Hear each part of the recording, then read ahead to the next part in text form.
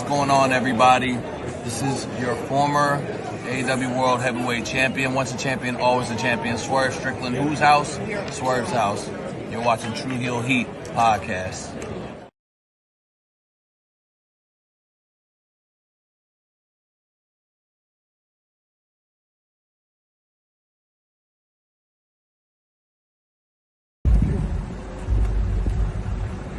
Yo, what up? You know what it is. It's your boy AJ Francis reporting to you live from New York City, the birthplace of hip-hop.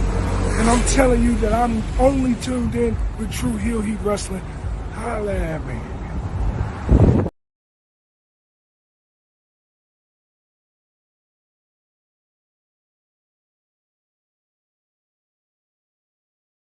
Hey guys, it's Thunder Rosa and welcome to True Heel Heat.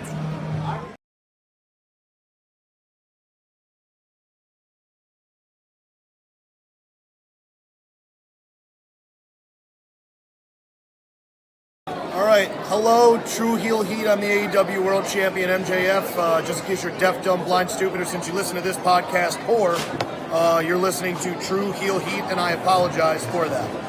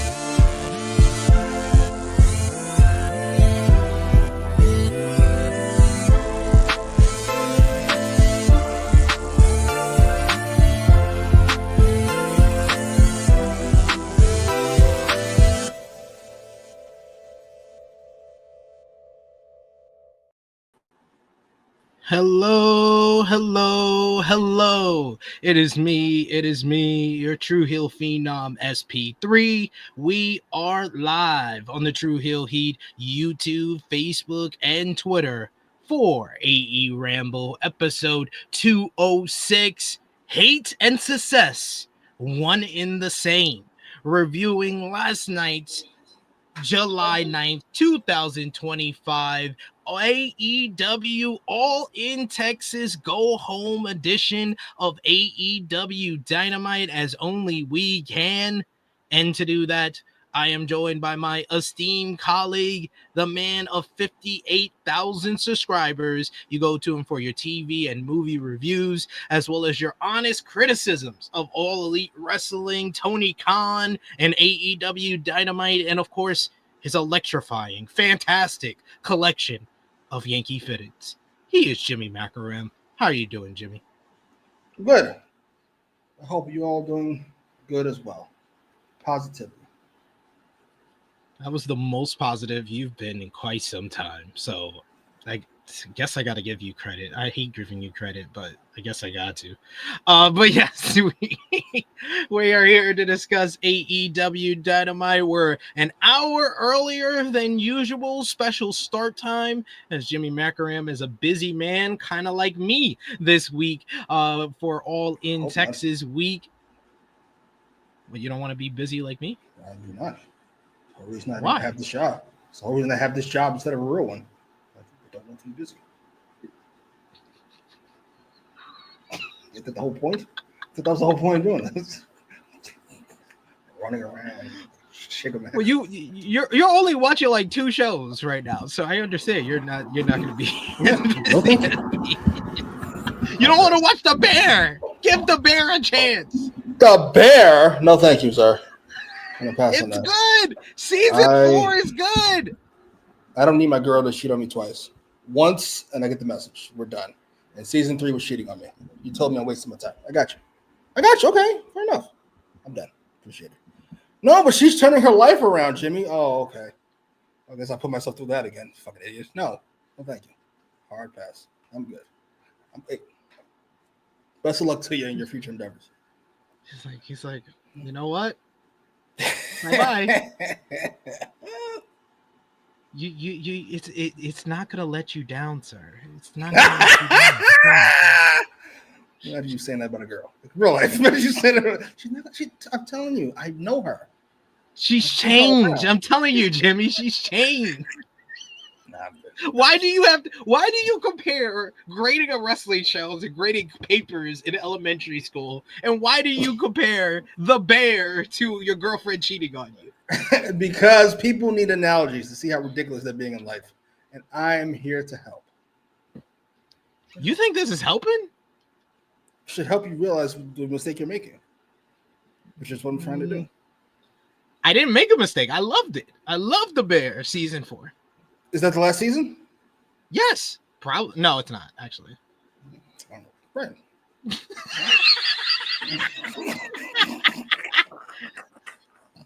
So the theory remains the same.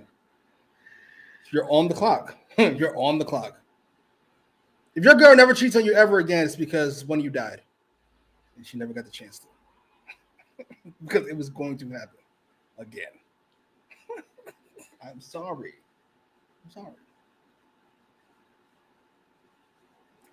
Okay. All right. Fair. Hey, Frag World, you're live. You weren't here last week. I felt after the show was over. After the show was over, I was in such a good mood. I said, "What the fuck happened?" He was like, "Oh yeah, Frantic wasn't here. I didn't have to listen to any of what he said." I kid, sir. Well.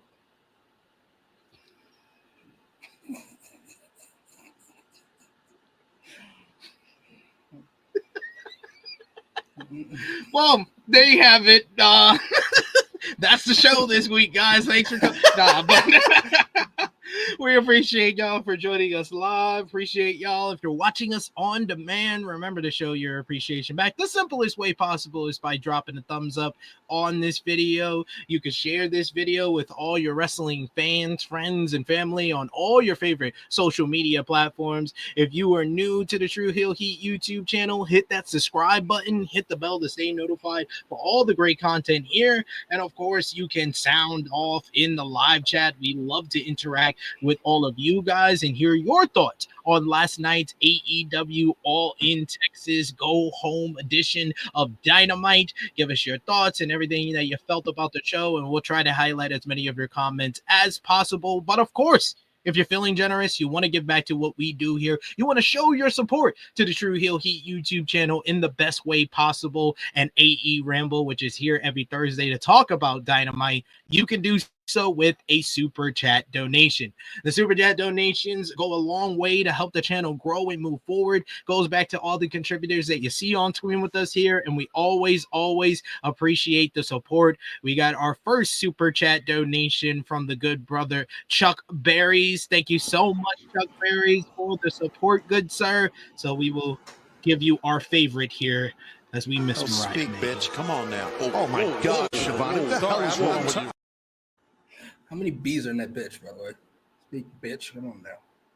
Bitch. Emphasize the bitch. bitch. We got Chuck Berries. Thank you so much for the super chat donation. He says, okay, my apologies for starting off brand here. You sent a super chat, so you're more than fine. And we always start off brand here on Ramble. But he says, I have to ask this question to SP3. I just watched your GCW preview, and I'm wondering how often do we get men versus women death matches? Not that often in GCW, but they do it probably more than any other promotion. That's for damn sure. I know Shotzi Blackheart was in a death match at the most recent in June when they were in Jersey for a Tournament of Survival. That was her big return to independent wrestling. She did one of those death matches and she said never again. She said she's retiring from death matches. So it's not that often that they do it, but when they do it, it definitely stands out. Really kind of like the person who does it the most in GCW is Rina Yamashita, who is the Japanese pro wrestler who's like known for deathmatch wrestling. When she was the ultra violent champion, she did a bunch of men versus women death matches and usually used to win. She was a beast. That was one of my favorites in GCW. But yeah, thank you, Chuck Berries. I appreciate you. You know, start showing your support and watching our GCW Boss of All Bosses preview. That's available on Patreon.com/True Hill Heat. $3 a month gets you exclusive content. And if you liked the Okada versus Omega rewatch of the first matchup from Wrestle Kingdom 11 that was available for subscribers last week, you can see the rest of the series that me and Jimmy watch over at Patreon as well. You had high praise. I will say I was quite surprised because I usually expect you to go like be like a big bucket of cold water on my opinions of matches, but I was pleasantly surprised to hear your reaction to Okada versus Omega 4, which is my favorite match of all time. Oh wow, Jesus, really? Oh, yeah. It's not the greatest movie. Yeah, they were great. All four were great. 4 is probably is it the best? I don't know. It's either 1 or 4. I go back and forth. But yeah, 4 was fucking fantastic. I'm surprised I had the diversity in those matches. None of them felt exactly the same. Yeah, I thoroughly enjoyed it. I'm glad we did them. Same. I was thinking like, and y'all could tell me in the chat if y'all want us to do this. I was talking to the missus. I was like, Amazon had their Prime Day, and sometimes they have the Prime Day midweek, and we get discounts on Amazon. I was like, I want to get a whiteboard and marker, and me and Jimmy do like a GOAT series, and we watch what many people consider like the greatest matches of all time.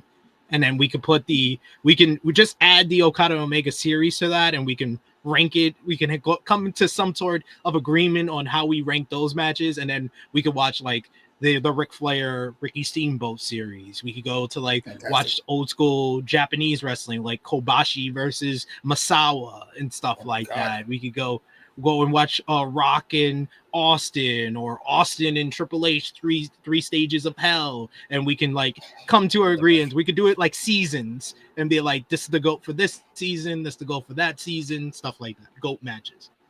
Sounds fun. That'd be the most underrated match of all time. I think it's an easy 5 stars, by the way. Like I don't think it's that close. Austin Triple H. Oh, same. I don't think that hard about it, right? Same. It is. It's definitely. That's why I mentioned it, because that's what there's a lot of 4 3/4 matches that Belter gave that I'm like not easily 5. Shawn Michaels, Kurt Angle is another one that comes to mind. That's like, dude, that's easily 5 stars. What are you talking about? Shawn Michaels versus The Undertaker at 25, easily 5 stars. What the fuck are you talking about? Like, what are we even doing? I don't understand. Benoit, Michaels, and Triple H at WrestleMania 20, easily 5 stars for me. Oh, I gotta watch that match again. I forgot what I gave it. I remember loving that match. You know that match is erased from history? A lot of people think it's because of Benoit, but it's actually because of Triple H's white boots, which are fucking I don't remember anything from that match except the finish and those white boots. Good Lord. What the fuck are you doing? Why do you have these white boots on, sir? Sir. For WrestleMania, you gotta change it up. Yeah. Please don't. Stop doing this, sir.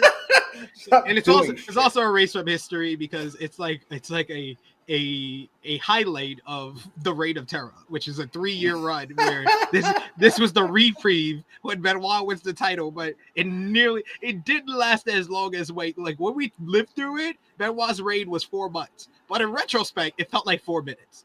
It was over. He never becomes a top star in Raw. It's still a Triple H show. It's not. Yeah. Oh, it hurt me so. Ugh.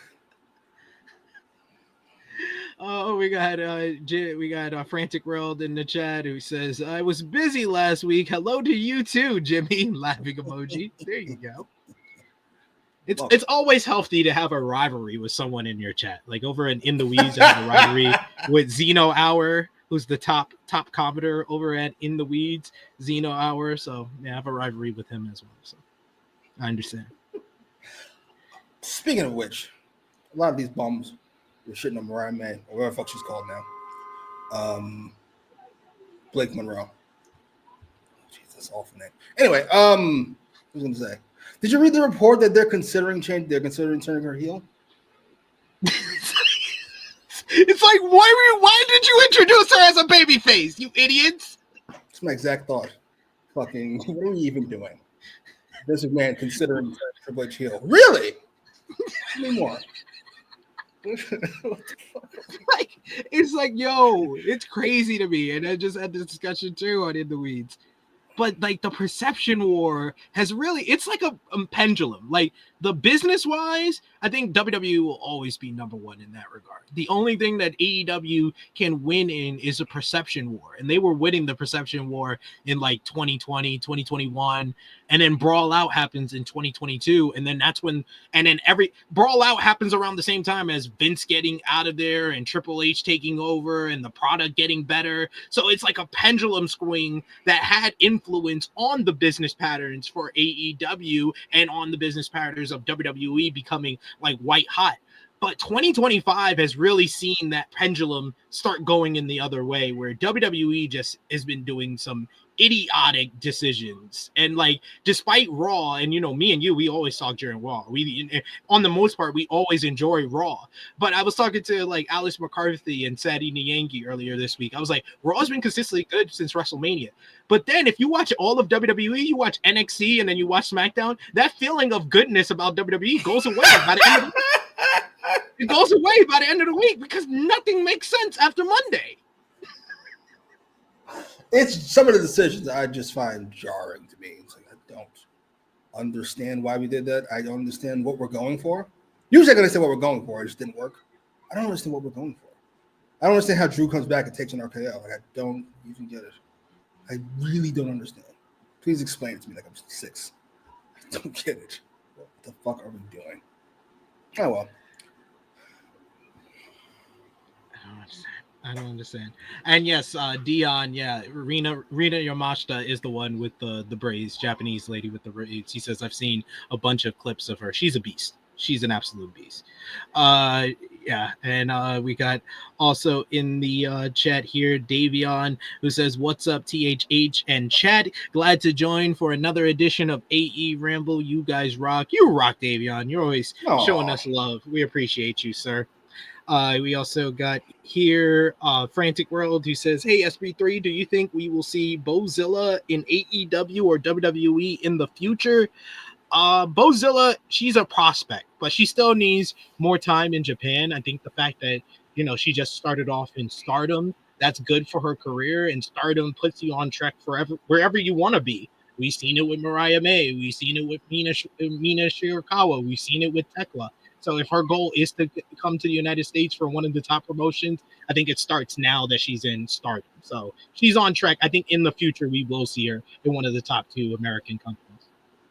Speaking of female wrestlers, did you see what Sap posted about the wrestlers who received the most hate online? No, what did he say? Who he said? Did there was a study apparently, and there was a top 15 list. We're not going to do 15 of WWE and AEW stars which received the most online abuse. Can I guess some of the names? And can I guess some of the names and you tell me if I'm right or not? Go ahead. You trying to do in order or just the names? I'm just gonna throw out names. I'm not gonna try to do it in order. Mercedes Moné. Yes. Becky Lynch. No. Oh, okay. I'm surprised by Right? that. That's actually surprising. One of these names you're never gonna come close. Like I'm sure about one of these names. Will Ospreay. Yes, towards the bottom, but yes. Okay. The Young Bucks. Yes. Trying to think of like WWE names. I love that. You can think hard. Think about people that you shit on constantly for no good reason. Shit on for no good reason. No, Seth good reason, Rollins. right. No, Seth's not here. He should be at the top. Oh, CM Punk. Absolutely. You know he's on. For no good reason. Absolutely. For no good reason? Will you stop? Will you stop? Mr. The Cena feud is a deconstruction of who he is. You're ridiculous. I'm telling you how it is. That's all. No good reason. No good reason. Charlotte Flair. Yes. I've seen these names in the chat. You guys have got quite a few of them. Ricochet. No Rhea. Yes. No Taz. No Triple H. No Tony Khan. I think it's just active wrestlers. Okay. Yeah, I didn't think Rhea Ripley would be in there. I think it's too balanced in regards to the real Rhea stands and the few people that will go Rhea Hogan and all that stuff. Can you give me a clue for any of them? Top 5 are all women. And you mentioned That's Charlotte and ridiculous. you mentioned Mercedes. Okay. Is it any other 4 horsewomen? No. Oh, okay. That's interesting. Right? Tony Storm? No. Okay, that's good. Mariah May? No. No. I'm surprised. Yeah, by well, that. one of these names in the top 5, I don't understand how she got here. All right. Tell me the top 5. I'm not going to waste any more time. Top 5, Charlotte, number 1. Nia Jax, 2. That makes sense. I wasn't even thinking of her, but that makes sense. Tessa Blanchard? No. Mercedes is 3. Saraya is 4. Tegan Knox is 5. Huh? Yeah. What? Tegan Knox? My exact reaction. Is this a typo? Tegan, why? Why is Tegan Knox in it on? Because he gets hurt sometimes? My God. Then the men finally start showing up. CM Punk, Chris Jericho, Okay. Cora Jade. Wow. Cora's that high? Yeah. That CM Punk Patriots probably rubs off. Yeah, probably. Roxanne the Young Perez. Roxanne ain't there. I wanna watch what's going- No Roxanne. The Young Bucks are 9. Jade is 10. I could see that. That makes sense. Yeah. Moxley at 11. Alexa Bliss at 12. Wow. Britt Baker at 13. Will Ospreay at 14. And then Ricochet, Natalya, and Nikki Bella tied for 15. Natalia? Why? Yeah, Why are people hating on people who you shouldn't even remember are wrestling? Like what? That's what I was about to say. Who hates Natalya? I forgot she was on TV. She's barely on TV. Why are we hating on someone who just wants time on TV? Yeah. Oh, A jarring boy. amount of women on this list. Yeah. Wrestling fans. That just tells you about wrestling fans. It is what it is. Remember, somebody was like, wrestling fans are actually the most progressive fan base. Like, what the fuck have you been reading for forever? The fuck are you talking about? Where have you been? Nope. That's not that. Not that. That's what it at was. all. The WWE's going to regret this MAGA stuff because wrestling fans are progressively. All right, whatever you say. Whatever you say. Good luck to you. Not how that works. More power to you, right?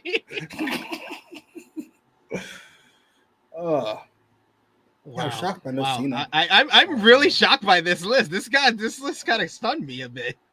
Right? I mean, Charlotte, that one's obvious. She rubs me the wrong way, number 1. Yeah. She gets the Hogan stuff, number 2. And Yes.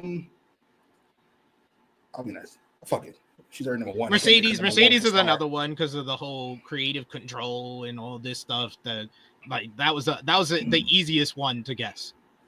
Yeah. Mercedes probably. Charlotte, Mercedes, my easy guesses. I was like, and Punk. Yeah, that's 3 off the top of my fucking head. That's pretty fucking easy.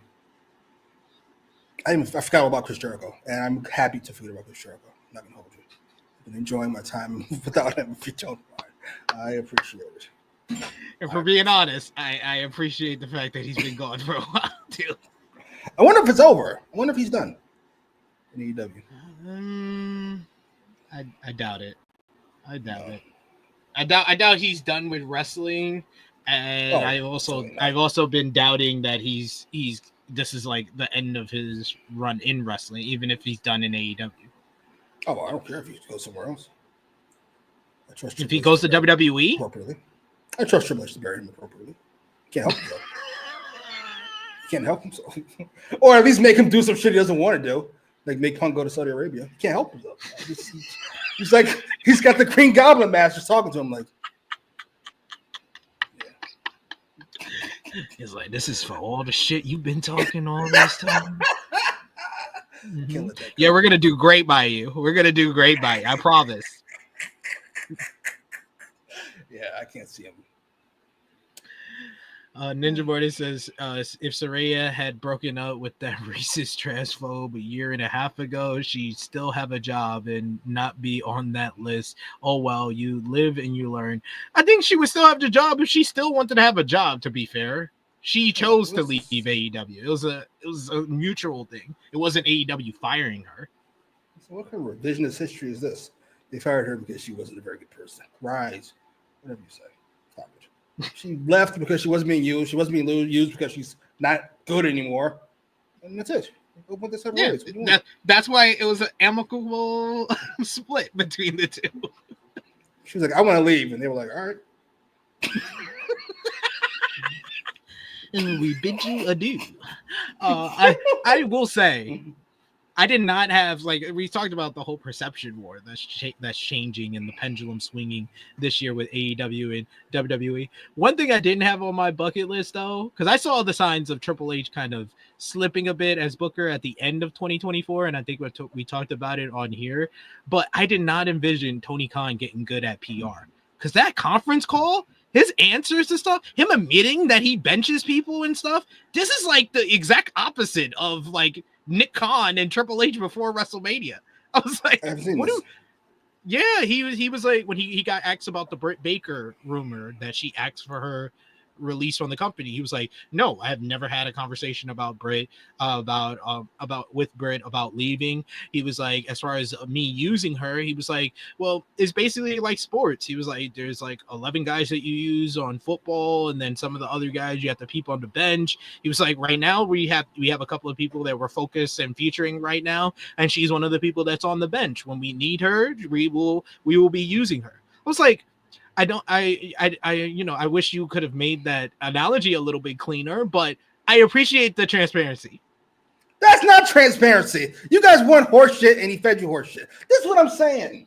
As long as the horse shit is put into a nice package, you're okay with it. He said he's benching her. He admitted he's benching her. Use some people and use other people, and sometimes you need to shut up. Stop it. She was annoying, so you sat her down. Enough. She's being annoying. She's not good enough to be that annoying. How's that? She was being a big girl in the Thunder Rosa, and I was able to look past that. But once she started going after my MJF, I was like, no. I can't have it. Can't have that. And she had a bad match with Mercedes Moné. No one has a bad match with Mercedes Moné. That's what I'd say. Yeah, Mercedes' run recently hasn't really helped Britt out. Maybe it was your fault. No, literally, she had such a bad match with Mercedes that Mercedes followed that up the next pay-per-view and had a bad match with someone she had a good match with before she. That's hilarious. Her Hikaru matchup that we complimented that was on Dynamite before All In, then turned into a mess of a matchup at All Out because she was facing Britt at All In. It's the Britt residue. The rub off. Dion says people have disliked Mercedes since the Sasha Banks days, though. That's also true. The creative control thing is just another thing to hate on her for. A few seconds. I'm tired of fighting Mercedes fans. It's exhausting. It's legitimately exhausting. Why are you fighting people? Because I can't let the revisionist history go. It's a revisionist history. And I can't allow it. I love she used to get hated on that Sasha Banks. It's not revisionist history. She may have, but that doesn't mean she wasn't terrible coming into Mercedes. She's generally putting bad segments out week after week after week. It's not my fault. She did it. Then she said she had creative control. I repeat, and then she said she had creative control. I don't want to hear about the creative input and creative control is too different. Sure, but she said she had it. That she doesn't have it isn't my fault. She said she had it. Last time said she doesn't. She was doing an in-character. She was doing an in-character interview. It's the first time I've heard you say that since I brought it up 12 different fucking times. I don't remember you bringing it up 12 different times. You ever heard me bring it up? Having creative control? Don't do that, Skip. You don't smoke that much. I don't. Knock it off. I don't. Because if I knew what interview you're referencing from TMZ when they caught her off guard, she's doing it in character, I would have said it before. But okay. We got Hard Driver Finisher who says, remember when she was mad on that reality TV show that Thunder holding the title was holding the division back? Now her off TV and look at all these women being used. Where's Britt? No. All these women being used. I agree. What a fantastic fatal forward that was. It was a good match. She was ass. Wow. Spoiler alert. Spoiler alert for the show. That shit was ass. Fucking Bane and a bunch of bums. I was so bothered by that fucking match. Mostly the match, but also the plotting of it, everything about it. The 3 flips to the outside, and then the big wrestler does the flip to the outside. I just saw this shit in the opening match. Why do I have to see this shit every fucking match? Enough. I've had enough. I enjoyed the 4-way, so that's a spoiler alert. We're gonna disagree on something on this show.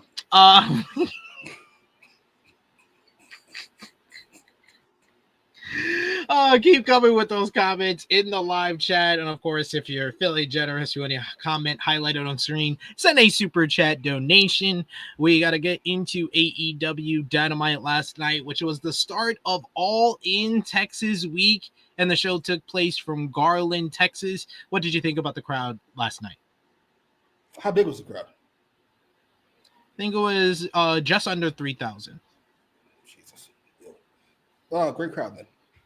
I don't know how that many people made that much noise. Good job. I think it's only a 3,500 seater anyway. So good on them. Good job. Yeah. AEW Dynamite comes on air and Excalibur welcomes us alongside Taz and Tony Schiavone, talking about the main event for All In Texas. Yeah, no points for no Ian. As Hangman Adam Page and John Moxley will be on the opposing sides of the All-Star 8-man tag later tonight. Also brings up the AEW Women's World Championship being on the line at All In Texas, and the face-off that will kick off the show as the music of Mercedes Mone hits and the TBS champion comes down to the ring. She lays out all 6 of her titles on the ropes. Mone was out rocking a cowboy hat and says her signature opening lines is, Garland, say hello to your CEO. Before asking timeless Toni Storm to come to the ring, she says, Toni, darling, join me in the ring for this final face-off. Storm was on the Contron and said that only 2 things come from Texas, and she's at least one of them. Why do I love this woman? That is fucking fantastic. Why do I love this woman? Mone is sick of the silly games, but she's the master of games. So stop hiding and come out and meet her face to face, you mark. Storm says, who said she was hiding, and hit her music. Out comes timeless Toni Storm. Storm power walks to the ring with Luther by her side. Luther has champagne in his hands. Monet says, how about they have a toast? As Luther hands them both glasses of champagne. And Monet says, cheers to herself, the future 7 belts Monet. She was insulted that the champagne tasted frozen at some point. Storm said that saved the performative bullshit for her entrance. So as week after week, Monet has treated her poorly. She told her to not treat her like some of these other bums.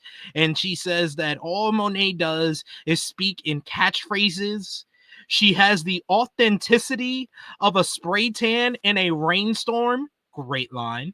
She has the emotional depth of a kiddie pool. Another great line. She calls her a pussy-faced fraud. While the AEW Women's World Championship has helped her find herself and questions what the hell Monet is so afraid of. Monet says that they've walked similar paths but are nothing alike, as she'll always be better than Storm, especially in class. Monet isn't afraid to leave it all on the table, being through hell and back and making the devil her bitch. She loves that the fans hate her, and no one will derail the money train, including Storm. She says that the AEW Women's World Championship is her legacy, the one-woman revolution, the alpha and omega, and everything in between, proving Mercedes right that she's nothing but catchphrases. Storm says that legacies don't exist. She says that one day we'll all turn to dust and die. All that matters is one moment. When you step into the ring, you look her in the eye and realize that she fears an ordinary life, but timeless Toni Storm fears an ordinary death. Storm sincerely believes that Mercedes deserves all the titles in the world, but not hers. Monet will go down as the woman who just couldn't win the big one. Monet says that she hoped this would have been civil. She was wrong. She messed up initially by saying this Saturday, the fans did not let her forget it, saying, you fucked up, you fucked up, you fucked up. She cheers to the All In Texas matchup. They finish their champagne with Mercedes spitting out hers as Toni finishes hers and throws down the glass and tells her, eat shit, bitch, and nearly dropped Monet with a moneymaker before Monet scurried away. Timeless Toni raises the AEW Women's World Championship and starts dancing in the ring with Mercedes' cowboy hat on, holding her AEW Women's World title high in the air before wrenching around the ring as Mercedes looks on at her celebration. What did you think about this opening segment here? I thought it was a good promo, great promo by Mercedes, definitely not Mercedes. Timeless Toni Storm, who's always fantastic delivery, but the material here was just great. She basically deconstructed Mercedes Monet, and then Mercedes went ahead and proved her point by just going and spouting off catchphrases, the alpha and omega and everything in between. There's literally an alpha and an omega in this company. What are you talking about? So it was great that she kind of see through Mercedes and like why she wants all these titles is because of a legacy that Toni doesn't believe exists, which is basically a line from Mike Tyson, which was very well done by Timeless Toni here. So great stuff from Toni. Mercedes played her character the way she was supposed to and proved Toni right. And I thought this was one of the more effective segments of the build to this matchup at All In Texas. What did you think? That's one way to put it. This was the best segment, mostly because the rest of them stunk. So take of that what you will. Toni was great, as you said. Mercedes wasn't. Mercedes is Like she's played her character well. What character? There's no character there. That's the issue. There's no character. She's a fucking as a character. Her character is vapid. Shout over to you, Steph. It's a vaporous. It stinks. I'm sorry. And Toni calling it out doesn't help because it leads to no change.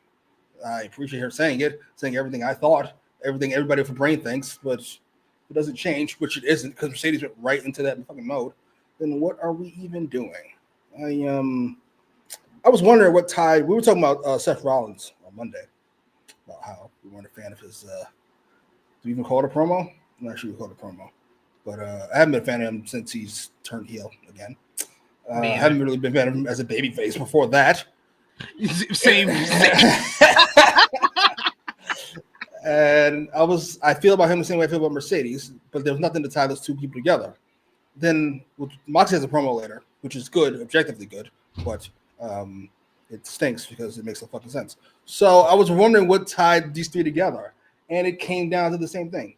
I don't believe you. I don't believe anything you do, ever. Sorry. For Seth, for Mercedes, and Moxley's current run. You're saying things that don't go along with either your character or your demeanor. Mercedes needs something. I'm not sure what, but I know what it's not. Another belt. She needs I think she needs to lose. We need to start seeing the downfall and how she reacts to that. She needs some type of struggle to bring something out of her character that's not there right now.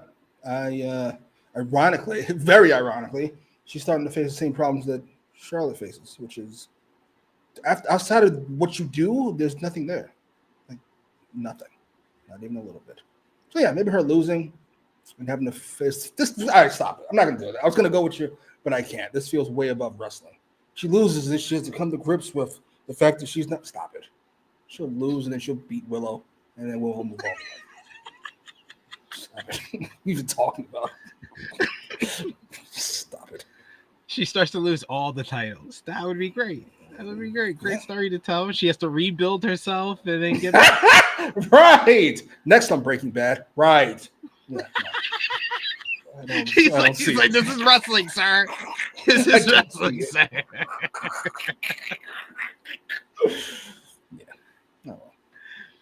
Yeah, that's all she's doing to kind of mock the Toni Storm character, saying, darling. What the fuck? Fuck it. I enjoyed this. I enjoyed this segment, and I enjoyed talking about it with you. That was fun. So, by the way, I wanted to tell you this. It's in several movies. Full Metal Jacket, if you remember. But the line is, only steers and queers come from Texas. Is the line. Only horses and queers come from Texas. And fucking Toni saying, I'm one of those things is fantastic.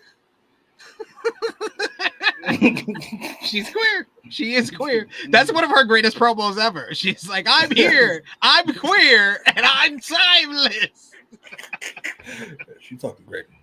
She is like I just realized that Cage Match has rankings for promos that you could give a promo out of 10 as well as matches out of 10. And I saw like some of the best promos of this year, and it's so many timeless Toni Storm promos. They had the face-to-face with Mariah May. That's at like over a 9.5. They had the I'm here, I'm queer, and I'm timeless. I think that's one of the highest rated. That's like a 9.8. They had the one after Dynasty, which put your keys in the bowl and let's have this orgy. That was fantastic. I love that one. So many. And then the reveal when she was rookie Toni Storm, and then she revealed she's always been timeless. That's you know what as well. In a vacuum, that's great. That is great. Doesn't make any fucking sense, but it's great. It's Toni Storm. It doesn't need to make sense. It's me, Austin. I feel like randomly. It's me all along. Who are you? Oh, Dion Jenkins says she needs to evolve. Her and Charlotte have been the same character for a decade. Yeah. The only change that Mercedes had is when she went from purple hair to blue hair. That was one. That's true. I love how she went from the CEO, the boss, to the CEO. It's like, what do you think a CEO does exactly? Please explain to me. You know, Slowly. it's evolution. It's evolution. Business class, Jesus. I elevated. I'm higher now. I'm not just the boss. I'm the CEO.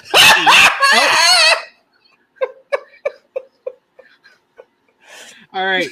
So you're not going to be on our AEW All In Texas preview tomorrow. So what's your prediction? Timeless Toni Storm versus Mercedes Moné this Saturday, All In Texas. Well, the obvious call is to have Toni win. It's good for Toni. It's good for Mercedes. It's good for the company. So that's not going to happen. Mercedes wins the fucking belt. I love how you have just found some way to predict the worst. To expect the worst. You always expect the worst from AEW, and then just get surprised when they don't go that route. Yeah, I know what's gonna happen. I've been about to say, watch. How long has this thing been around? 5 years? 6 years? 6 years now. Jesus, yeah, I've seen enough. Yeah, I get it. No, you sold me. Yeah, I was literally on In the Weeds, and I was like, Mercedes probably gonna win. But now you sold me that this is what needs to happen. So I might.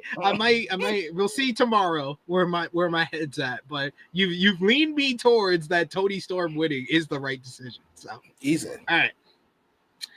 Backstage, we hear from AEW World Champion Jon Moxley, who says that he knows what Hangman Page is thinking. They've been in a Texas death match before, but that was a long time ago. Moxley has been beaten, outsmarted, outmuscled before, but never lost a war of attrition, which is exactly what Saturday will be. If Page thinks that he can survive longer than Moxley, can he hold the line under pressure of attack and expectations of everyone who's counting on him? Moxley thinks that Page is a victim, waste, and pathetic, as he has one chance to prove him wrong. Page better be willing to walk the aisle like it's his last time ever, as whether Page likes it or not, he'll be all in. This was really well done. Really well done. I like the fact that he mentioned the Texas death match from previously, which was one of my big nitpicks from the promo last week that kicked off the show, that neither one of them mentioned that they faced in a Texas death match before. He gave me the what, the why. He explained how he's going to beat him and why it's different from the last time that they faced each other. So I enjoyed this. What did you think? The vacuum is good. Moxley's always good in a vacuum. But life doesn't take place in the vacuum. And neither does fucking wrestling. So this was ass. What is he babbling about? None of this is actually goes with what happens. You know what he should have said? I've got more soldiers than you've got soldiers. You're counting on Swerve to save you. Swerve's not coming. So I'm going to win. Because you're an asshole. I'm a general and you're an asshole. And that's how I'm going to win. Instead, it's this horseshit about Hangman can't hang with wars of attrition, except the last time he actually did it. But that was only once, and now we're facing twice. The fuck are you talking about? The fuck is all this? No. He can't say the quiet part out loud, sir. He can't say I have soldiers. I have the Death Riders. I built. You could attach some type of. I built an army behind me. Right, I built this. You know why they have behind me? Because they know I represent what this company should be. Because people can count on me. That's why they have my back, because people can count on me while you're going to let everyone that counts on you down on Saturday. Ta-da. It says war of attrition. I'm a better fighter. You're a fighter. Except the last time when you beat me, but they ain't going to happen again. Because this time, right. Whatever. Enough. I need a story editor for this fucking show. You know, put things together. We've been story editors for this show, on this review show. We're like, this is nearly perfection. You just move this over here and this here. Looks great, right? We're like designers. The Young Bucks arrive in their limousine that they purchased with Tony Khan's credit card last week, pull up to the arena as Excalibur says that the limo looks awful, which even Taz has to reluctantly agree with, as Matthew and Nicholas step out and give a salute before heading in for work very late, as commentary pointed out. Then we get our opening matchup, which is Bandito, the Ring of Honor World Champion, teaming up with Brody King to verse the Proto-Shida duo of the Don Callis family, Kyle Fletcher and Konosuke Takeshita. I love the fact they got their own video wall now. They just look like this super powered villain team. Like, I love it. Callis joins the commentary, which means commentary went up during this matchup, as he says he's only talking to Taz, the only one at the table who has drawn money. He was like, I know you have an Excalibur, and the case is still out on Tony Schiavone.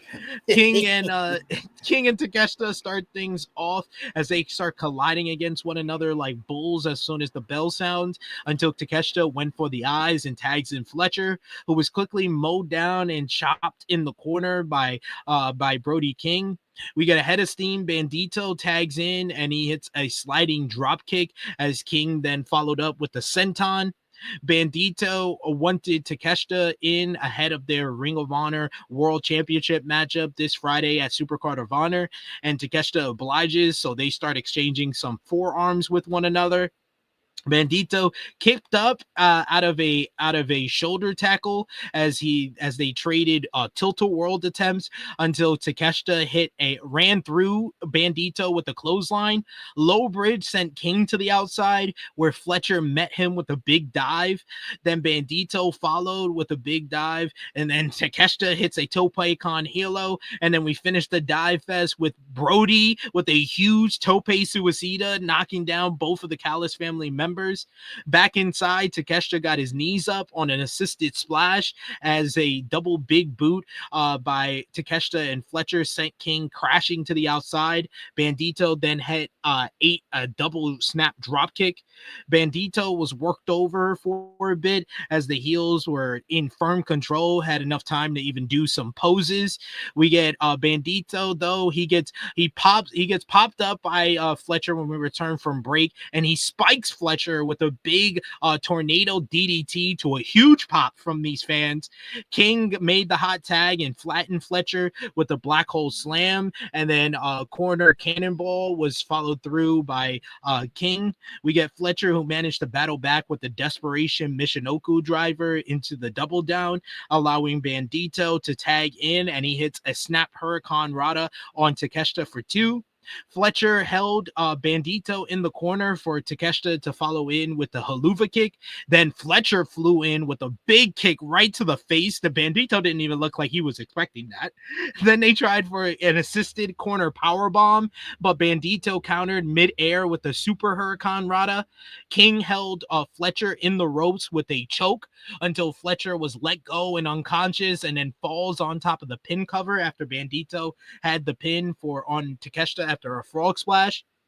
King and Fletcher spilled outside as King tried for a crossbody against the barricade, but Fletcher was able to miss it and hits a running boot on King. Back inside, Bandito wanted a 21 plus, but Takeshita ate a up kick, pulled Bandito to the top, but Bandito black flipped onto Fletcher on the outside. Bandito tried for a tornillo on Takeshita, but Takeshita catches him with a world-class forearm. He then pins Takeshita. He then pins Bandito, pinning the Ring of Honor World Champion with Rage and Fire for the 1-2-3 to pick up the win for the Don Callis family. So Takeshita has a ton of momentum heading into this Friday. They also announced that Takeshita, Brody King, and Bandito will all be part of the Casino Gauntlet if they are able to make it in at All In Texas, as Proto-Shida picks up the win here.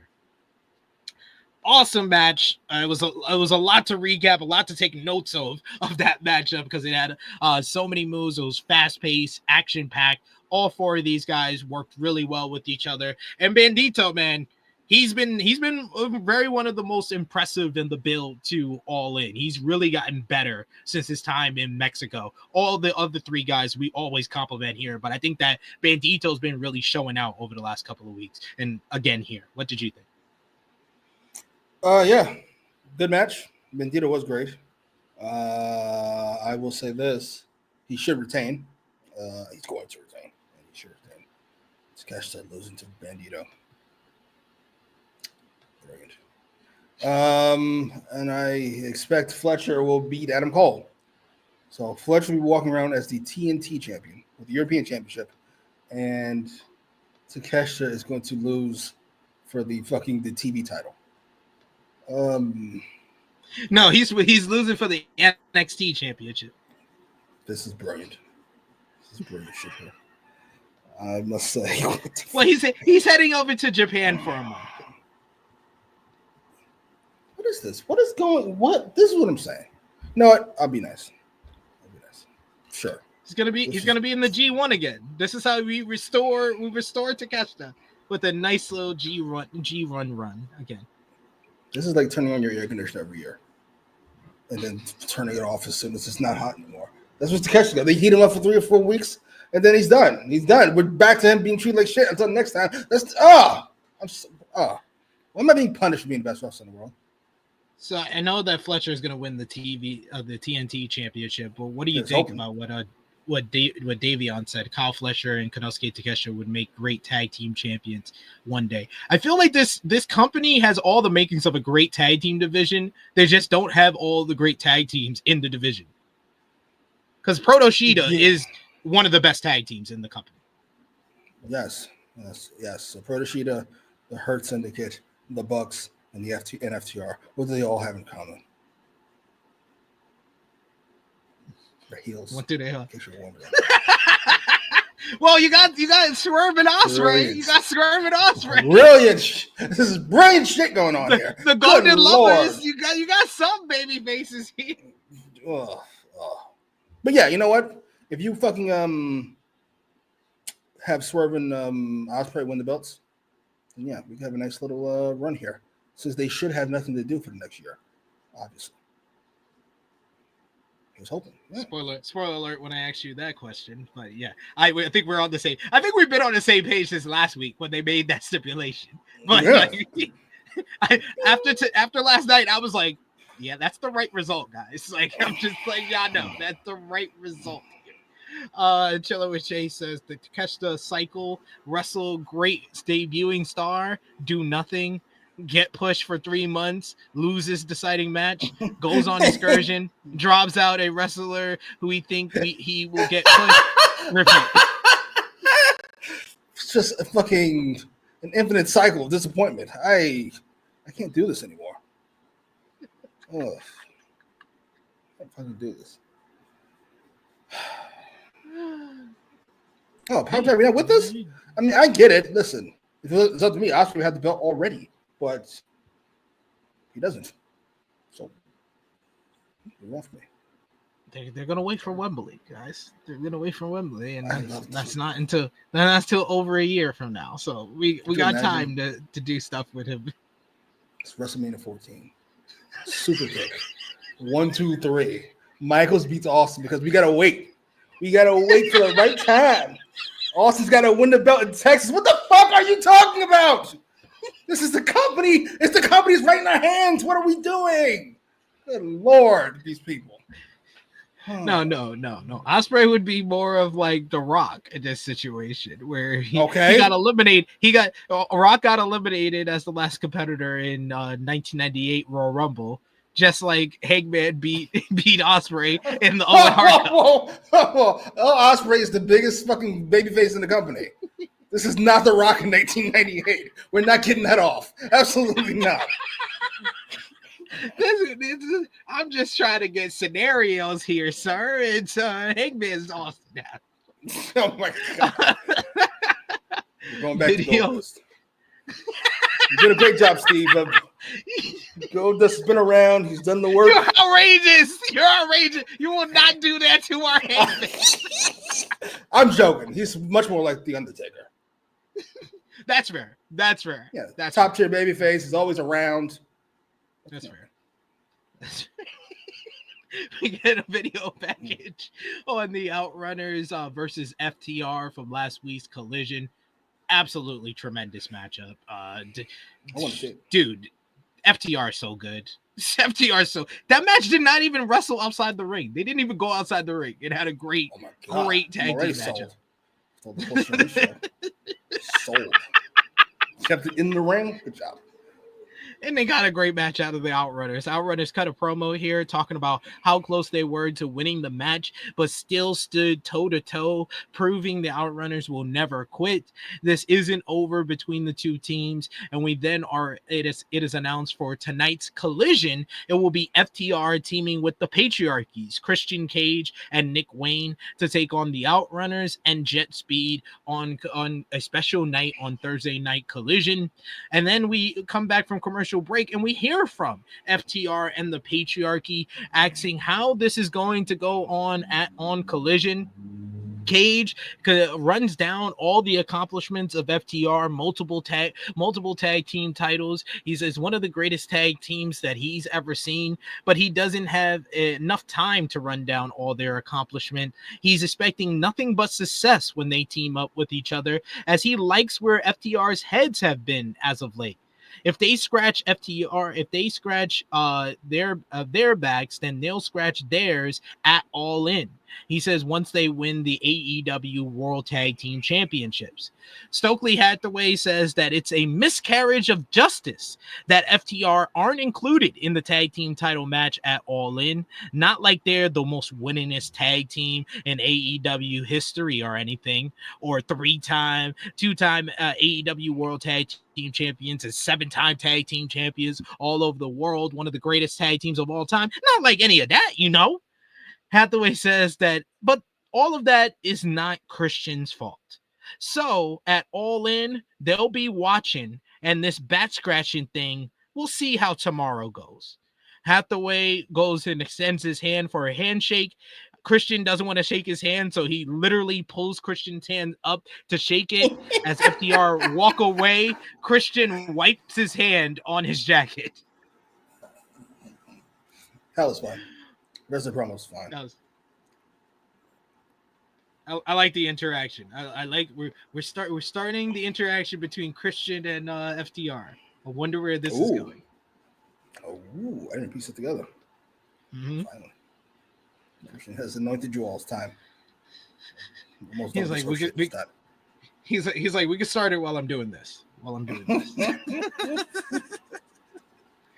Davion says we need a top 10 Jimmy Macram rant on THH channel.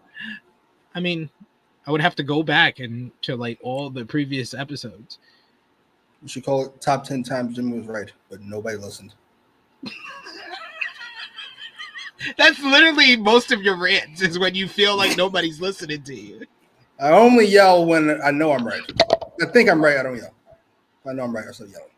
Like Becky Lynch Mercedes. I yelled about Becky Lynch Mercedes. I yelled about the AEW TV deal. What else I yelled about? Something else.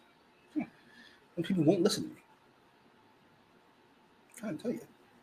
You won't hear it. What did you yell about the AEW TV deal for? Well, they weren't going to get $1 billion. No, okay. I was yelling about that. Yeah. Tell you. Go back. I'm telling you. Go back. Maybe arrogant, but I'm not wrong. I'm only arrogant because I'm right. You are arrogant, that's for sure.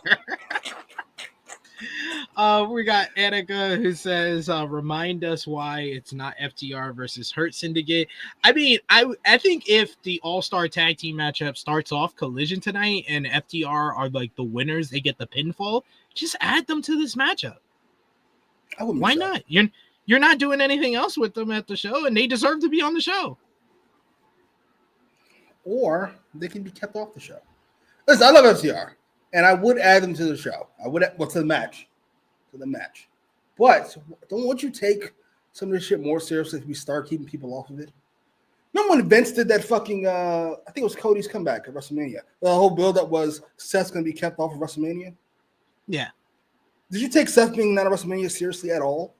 No. Like, But now that fucking Sandy got left off, and who else got left off that fucking show? Would you take it more seriously this time around? I would.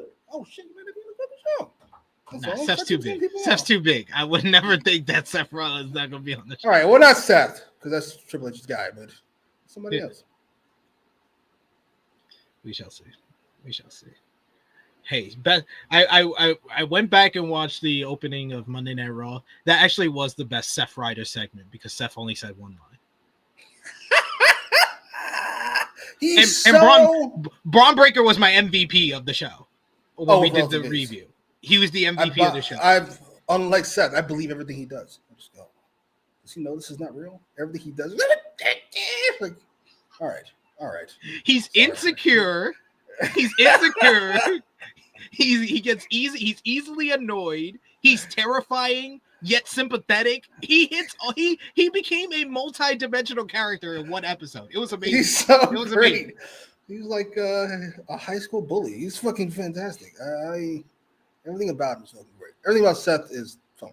I'm sorry. Yes. Like one minute he's Triple H, the next minute he's somebody else. He's doing a stupid laugh. Like, what is all this? You're terrible, bro. Like, no disrespect. You're bad.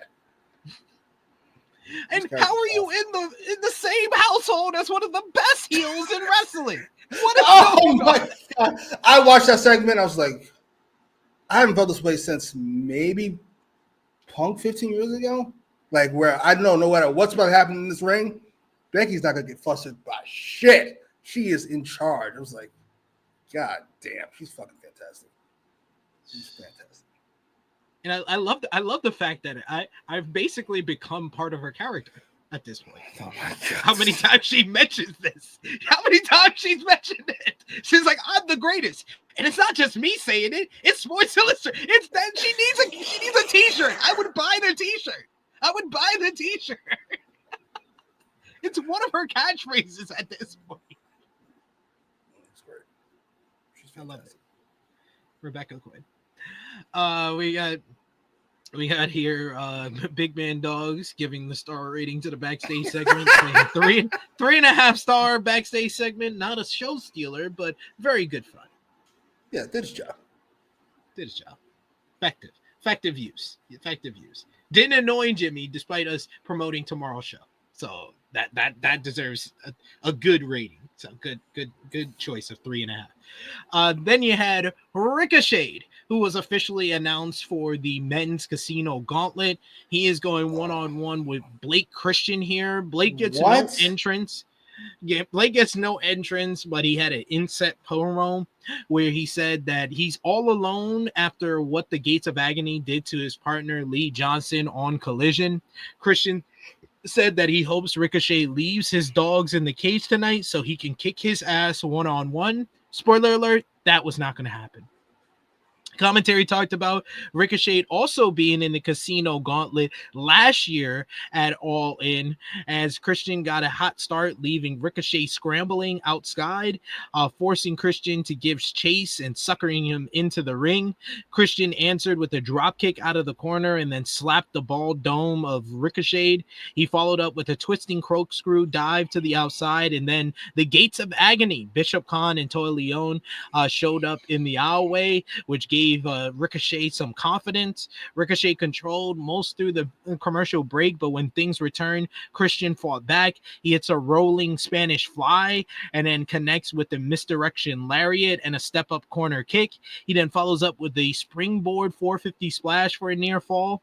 Christian wanted another dive, but Khan and Leona tried to attack, only for Christian to step off their backs back to the apron. Ricochet distracted the referee, giving Bishop Khan and Toy Leone time to squash him and hit him with some big moves. They then put him back in the ring, where Ricochet hits the Spirit Gun, but instead of ending it there, he ends things with Vertigo for the 1-2-3. Post-match, Khan and Leona hit the Open the Gates on Christian to stand tall with Ricochet, as they tried out some poses together, as Ricochet has finally assembled his new crew. What did you think about Ricochet versus Blake Christian here? This was fine.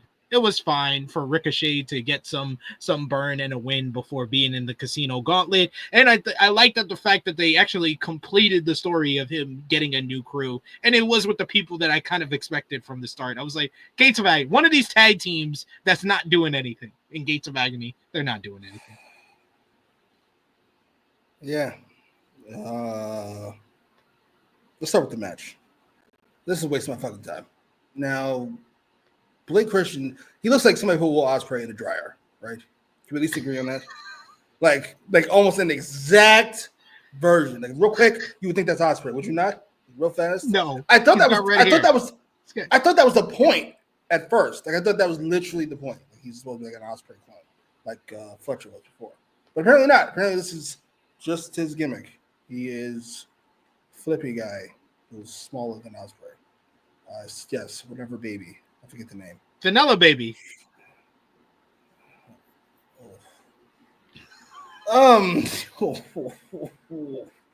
We've reached another problem with Ricochet, which is he shouldn't be wrestling these people. Why would he need help with Vanilla Baby?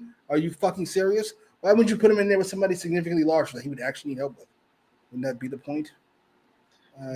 What a comment. He said Blake Christian is the Mason Ryan of Will Ospreay. I'm glad I'm the only one that sees this. This soulless flipping. Like this Seth Rollins of flipping. I was like, I don't believe any of this. Just because you can do it doesn't mean you should. I don't buy any of this. This stinks. And Ricochet with the Gates of Agony. This is the first time I've seen the Gates of Agony where they weren't losing. So that's a win for them, I guess. Good luck to you. You know what? I'm more and more impressed job by the day. I thought you guys were going to get tricked by all the flips. I was like, this is unimpressive to me, all of this. Well, Ricochet is in the men's casino gauntlet. We'll ask Jimmy for his predictions on the men's casino gauntlet when we get to the other segment that focused on that. But that was in a bit. But speaking of that segment, we heard from Renee Paquette, who is backstage with the Hurt Syndicate, and asked MJF about his one-on-one talk with Mark Briscoe tonight. MJF says that he's not going out there alone tonight, as Briscoe is about to get hurt by the Hurt Syndicate. At All In, MJF is going to get back what is rightfully his, the AEW World title. MVP Shelton Benjamin and Bobby Lashley left briefly as they said they had to go do a photo shoot, but they realized that the AEW World Tag Team titles were stolen. And on the whiteboard read a daunting message. Hey, Shelton, since I already pinned you on Collision, figured we'd take the titles. Happy birthday, Jet Speed. MVP, Benjamin, and Lashley were furious as they told MJF they had to deal with this, realizing he will be all alone during the talkie talk. I loved Renee Paquette in this segment as she gleefully walked in and reminded everybody, hey, the talkie talk is up next, so it will be one-on-one. Sometimes Renee just gets it. She's very much the female Gene Okerlund. She just gets the type of expressions to be to support the baby faces at the right time against heels. Are these guys supposed to be likable? Jet Speed? They stole the titles, so I'm not sure. They were obnoxious fucking pushovers last week, and now they're thieves. Okay. Part of this is that they're going against the Hurt Syndicate, which are inherently cool, and they are inherently not. Well, at least your boy is. Speedball. Hey, when they wrestle, they're cool. Doing fucking not as characters. As the great Joel Pearl said, doing the Naomi kicks, anything, you're not cool. You're not cool doing the Naomi kicks. Nobody does Naomi kicks is cool. I'm sorry, it's not. I think it's worth it, by the way. Big Man Dog says, did they really think Marks know how to read, let alone read that fast? Goddamn liberals. Said obnoxious thieving geeks. Perfect. That's my exact feeling. Works for me. Hey, it's better than being just geeks, which they were last week. Shelton Benjamin, Davion says Shelton Benjamin does not look 50 at all. What a tremendous athlete. The fact that he's 50, I'm amazed. It is jarring. I will say that. I mean, part of it is that he's standing next to Brock Lesnar his whole fucking life. So that doesn't make anybody look just good. He's actually a fantastic athlete. Yeah. Then we had probably the best thing on this show. The Okada Omega video package, which I'm sure Jimmy can now watch because he watched the matches. As they show highlights of their classic battles from New Japan Pro Wrestling and their run-in so far in AEW. We hear from Kenny Omega, who's very solemn heading into this matchup, and they talk about how the interjection of Don Callis and turning his back on Omega years ago in the steel cage matchup changed the whole direction of what should be this epic conclusion to their series of matches from New Japan. Callis talks about how he'll wipe Kenny Omega from the history books of All Elite Wrestling, and Okada talks about how he felt great seeing Omega's blood, and now he wants to see more of it. We see Omega and everything that's gone on over the last couple of weeks. They made that attack at Summer Blockbuster look like it was a murder scene. It was so well shot. The close-ups on Omega and everything. Omega says that we will get a different Kenny Omega, while Okada has the line of this whole video package where he says, I will hurt you. I will beat you. And maybe I'll kill you. I was like, oh my God, the best Okada line ever. This was awesome. I love this video package so much. This was a fantastic piece of business. I love the Rhea and EO video package on Monday Night Raw, but I don't know. I have to give this one the edge because of my emotional investment in this rivalry. I already did like the article for Sports Illustrated about this rivalry and how it changed wrestling, but to see like the little additions of how they made the build to this matchup in AEW and made this different than any of the other builds that they've had to their matches previously, with Okada being the heel, the involvement of Don Callis and how personal it's become because of that, the inclusion of Ibushi giving some emotional sympathy to Kenny Omega on his way back and him fighting for him as well. I think they've done a really great job with this, and the video package was so well done. What did you think? Video package was fantastic, but I'm putting it behind Rhea and EO, if only for that what you enjoyed the most, which is the shot of Kenny bleeding. Every time they show that, I die laughing. This is the most ridiculous thing I've ever seen. He spits out this fucking red liquid. It's like, good Lord, this stinks. But everything else was dope. I love the story. I love everything about it. And fucking Okada threatening to kill somebody is also hilarious, but for the wrong reason. That's what put it over the top. Not that. That's not my favorite. The blood part wasn't my favorite part. The favorite part is Okada saying, I will hurt you. I will beat you. Maybe I'll kill you. I was like, what the fuck? I did not expect that from this man. The effort it would take to kill somebody. Okada's not killing anybody. Look at this man. He looks like a killer. Serious face. Yeah. He'd get halfway through and be like, you know what? He's not going anywhere.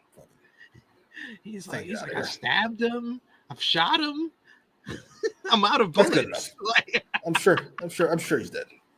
That's enough. Okada ruled in this video package. I got to give this the edge over EO and Rhea, because EO and Rhea, I gave more of the credit to the production. This video package made me appreciate the build to this matchup. We're not ranking the build. We're ranking the video package. I love that. Well, WWE production is always going to be better than everybody. So then that's the winner. Just like you've explained it pretty clearly. It's how well they told the story and how much they got me hyped for the matchup. This did a better job of getting me hyped for the matchup. Yes, because the build was better. What the fuck are we talking about? We're going to say, what are we doing? Hey, as long as you're willing to admit that, we're good. Hey, it doesn't bother me. Oh, by the way, Big Man Dogs asked me. I go 4-1, 4-1, 2, and 3. I think 3 is the short one, right? Yeah. 4, 1, that's 2, the 28-minute matchup. 2 is the leg, right? Yes. 4, 1, 2, and 3. Yes.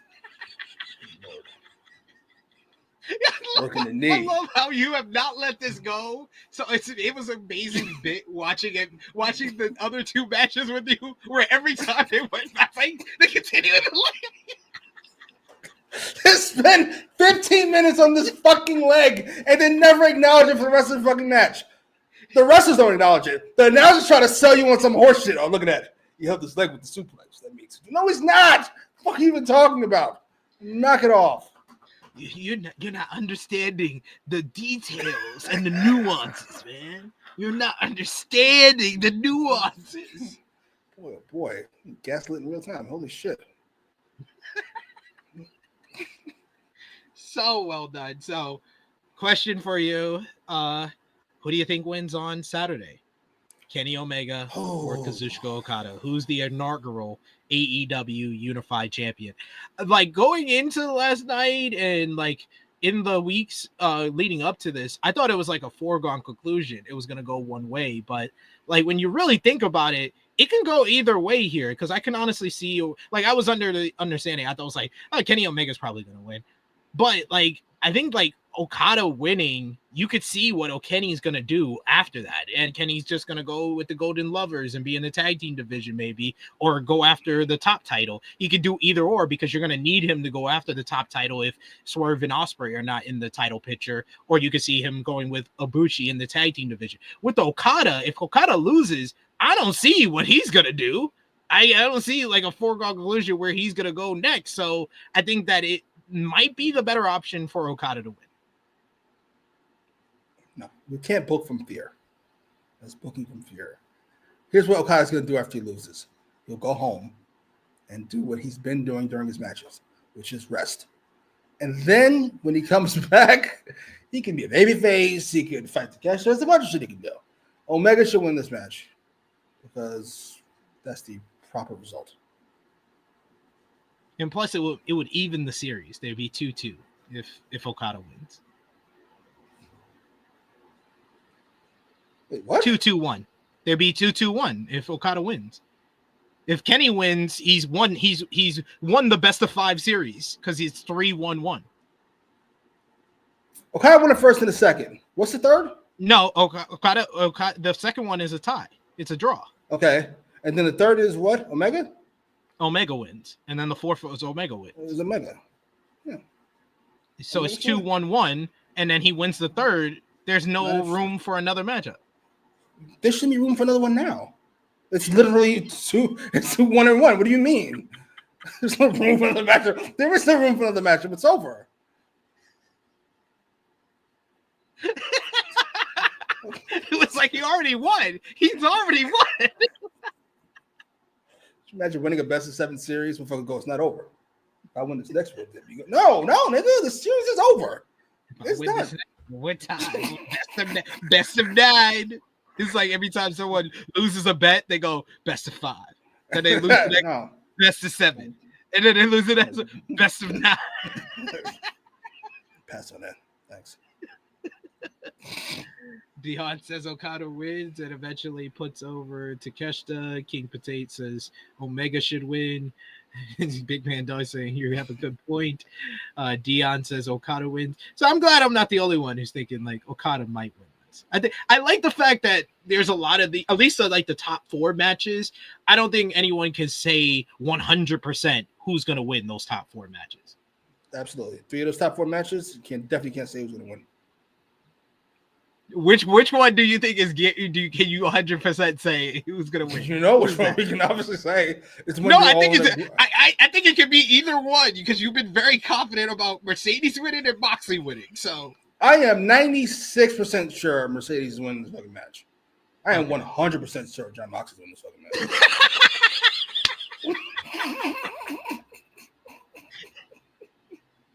I'm not worried about that shit at all. I'm just giving over to my fate. It's like somebody's going to put a shotgun in my face and go, I'm not sure if I'm going to die. No, I'm pretty fucking sure I'm going to die. Is it within the realm of possibility I live? I guess it's within the realm, I suppose. But most people die when they get shot in the face. I can't believe you. You're just manifesting the worst possible option for this main event. You're just manifesting it. That's just. Nothing about this build feels like the end to me. Nothing about it. It does to me. Okay. Moxley wins again at the end of the night, so I think he's gonna lose on Saturday. See, I was about to do the Mercedes and say Sunday. Then we get MJF and Mark Briscoe coming out for their talkie talk. As MJF and Mark Briscoe, we get the tiny pickle signs and chants from the crowd.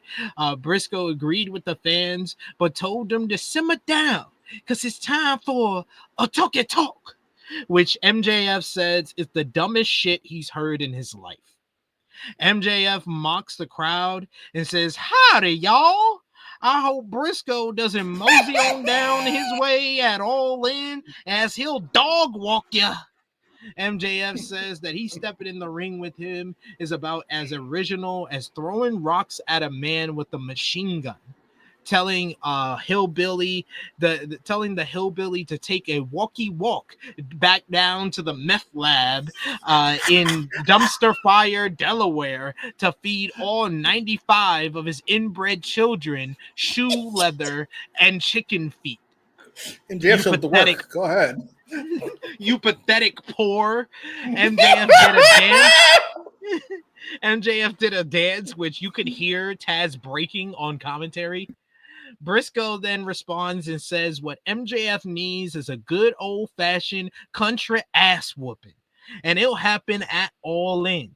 Saturday is ass whooping day, but Wednesday is talkie talk day, as Briscoe is about to be a redneck working hard for every dollar he puts in his pocket. MJF is wearing his dumbass suit and scarf that probably costs more than his entire wardrobe. MJF might have money, but the good Lord has blessed Mark Briscoe with family and friends, which MJF is bankrupt in. The word of the day is bankrupt, as MJF is also morally bankrupt and has no soul. Briscoe sees right through MJF and he knows what he's about to do. Talk some dumb shit about his brother to get him riled up, but Briscoe has been preparing the whole week, so go ahead and do your best.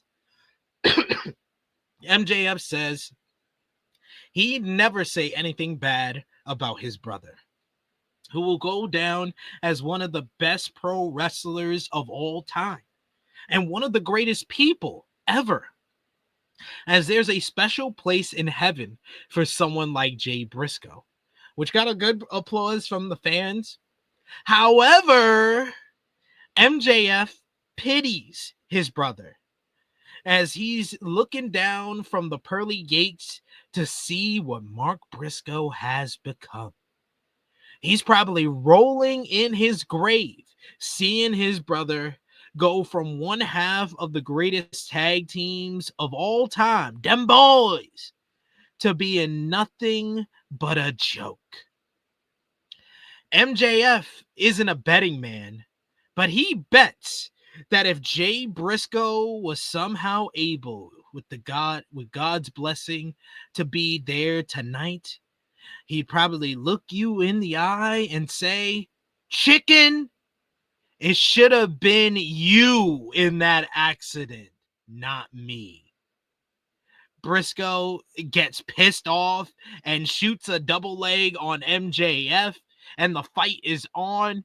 He looks like he's about to hit the J Driller on MJF when out comes the Hurt Syndicate. Their music hits, and out comes MVP, Shelton Benjamin, and Bobby Lashley to surround the ring. But Jet Speed quickly attack from behind with the AEW World Tag Team Championships. MJF tries to bolt through the crowd with Briscoe chasing on, giving chase. Jet Speed continue their attack on the Hurt Syndicate, throwing them around ringside. You get Kevin Knight blasting Shelton Benjamin in the head with the AEW World Tag Team title. We get running boot that flattens Lashley as Jet Speed finally get their licks in on the Hurt Syndicate after getting their ass kicked week after week. Then the patriarchy takes advantage of all of this as Christian, Nick Wayne, and Kip Sabian all come out to jump Bobby Lashley and MVP. They put down Lashley and then concerto his knee repeatedly, trying to soften him up for the AEW All In Texas. Back in the ring, Shelton Benjamin ate the Time Adventure roundhouse kick from Speedball. Kevin Knight follows with the UFO splash. Jet Speed and the Patriarchy stare each other down as they have finally hurt the Hurt Syndicate. For once, finally, the challengers have actually looked good in the build-up to this AEW World Tag Team Championship matchup. The talkie talk portion of this was really well done. I enjoyed it. I know there's some people that's like, oh, MJF went too far, or he got low-hanging fruit. I think that they're missing the context of it all. Mark Briscoe said he was prepared for MJF to talk about Jay Briscoe and to talk trash about Jay Briscoe. What did MJF do? He put over Jay Briscoe and bigged him up, and then just basically transferred all the heat onto Mark Briscoe, saying, yeah, you went from the greatest tag team of all time to basically being a loser, nothing but a joke. So he's disappointed in you probably, and it should have been you in the accident instead of Jay.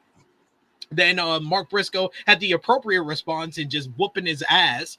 The portion with the tag team title build up, I think it's nice that they finally decided to give the Jet Speed some action and some attack on the Hurt Syndicate, but it didn't exactly make them into baby faces. I think there was a better way to do this to make them still the baby faces, where there wasn't much difference in the way that Jet Speed attacked the Hurt Syndicate to the Patriarchy, and I felt like the Patriarchy was more appropriate with their characters in the way that they attacked them, and they actually softened them up by injuring Lashley's knee, so that was effective. What did you think?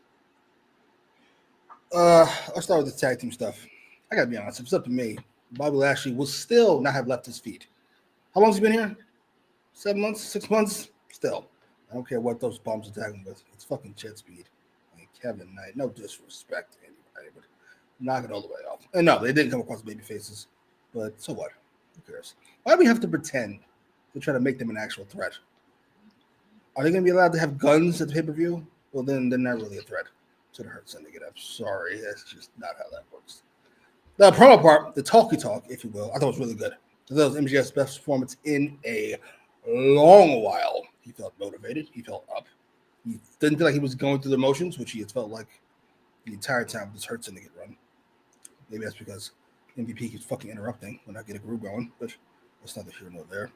And I thought Mark Briscoe came across as genuinely likable, which he always does because he's fucking fantastic. Anytime they do the J stuff, I'm never mad at it. I just don't buy any of it. First, it was Jericho, who didn't even say anything bad about Jay. Said he was the better brother. And then he got attacked. And then here, MJF says, your brother shouldn't have died. You should have died. You attacking for that. You're attacking me because I said your brother should be alive. Great. No, he's attacking him because you said I should have died. That's better. Why? That's actually better. That I thought this was much better than the Jericho one because the Jericho one came bad. off disingenuous. Boo. It's fine though. Overall, that was really good. Well, the talkie talk part. The post match is whatever. Fair. We got a lot of people who complimented me on my Mark Briscoe accent. Thank you. Took a lot of practice. It hurts my throat though, so I had to cough. I make B says that was a pretty good Briscoe impression. We got King Potato who says, please get Kevin Knight away from Speedball. Hey, you said it. I agree with Annika here. She is like, remember when Jericho shouted out Jay and we said it wasn't worth it? This was worth it. Yes, because this actually made it feel like a more personal rivalry in something that really came off as like a joke to begin with. Because the original premise of this whole back and forth between them was Mark Briscoe saying that he has a tiny pickle. So now you've kind of turned it into more of a personal rivalry with basically MJF saying you should have died, not your brother. Okay. It fit the character more. It fits MJF's character more too. He says, Frantic World says, this was pretty long, but everyone did a good job. I Make Beats says, enjoyed the whole bit. We got Chilling with Chase saying Mark and MJF was good stuff, effective build for the Casino Battle Royal. Yeah, because it actually gives it like more emotional kind of drive for something that could have just been two guys starting off a battle royal, if you will, or a multi-man matchup. But now there's actually some emotional, personal edge to the rivalry, and we know that whatever happens in the Casino Gauntlet is just going to further heat it up before we get to a singles match between the two. We're still doing that? I thought that was the whole point of this thing. That we didn't want to see a fucking singles match because it's fucking Mark Briscoe. No offense, love you, but come on now. I'm just a star. And we're just going to get it out of the way in this fucking match. That's the whole reason I'm sitting through this fucking thing. And now we're going to do this and then have an actual match? No, thank you. Let's just do the fucking match all in then. Get it over with. No. He's more concerned with the AEW World Championship. He's got to get it back. It's Triple B. He wants his old thing back. He wants the heroin checks. Chilling with Jay says Lashley is all like, if I'm gonna lose, I gotta be injured, brother. I can see that. It's hilarious. Dion Jenkins hits us with a super chat donation. Thank you so much, Dion, for the support. Tony Khan, this is also on you, because you can stop this. Dion says, I predict MJF wins unless Darby is in the gauntlet. So my question to you, Jimmy, who wins the men's casino gauntlet? Jesus. MJF and Hangman seems like the obvious call here. You know what? I'm gonna say fucking Darby. Only because I find it hilarious. Darby wins the gauntlet, and then it's a spoiler for the rest of the program. And most importantly, the main event. I hate y'all so much. I hate you. I hate Dion for suggesting it. I hate you for jumping on the bandwagon. Let's not manifest this, ladies and gentlemen. Let's stay away from that. Let's stay away from that. Imagine you're writing something, right? Imagine you're writing something. And it's an important thing. It's an important piece of creative work you got going here. And then you have the star, the hero of the book is going to beat the villain of the book. And then I ask you, okay, who is the hero of the book?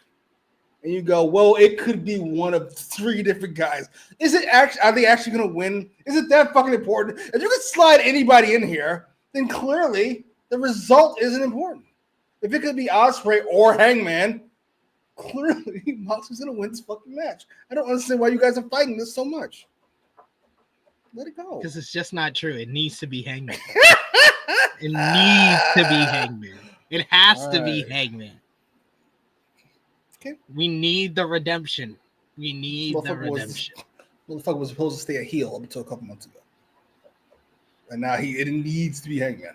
All right. It needs to be good old Hangers. Good old Hangers getting the win, redeeming himself. Redeeming himself for what? How does him winning the belt? For all the bad that he did. How is you winning a belt? I love that. This nigga wins the lottery and that's his redemption for robbing somebody. What the fuck are you guys even talking about? He burned down a house. Burned down a house. He killed Christopher Daniels. They're hilarious. This is hilarious at this point. Okay. According to WrestleVotes, NXT Great American Bash is scheduled for August 24th, the same day as all AEW Forbidden Door in London.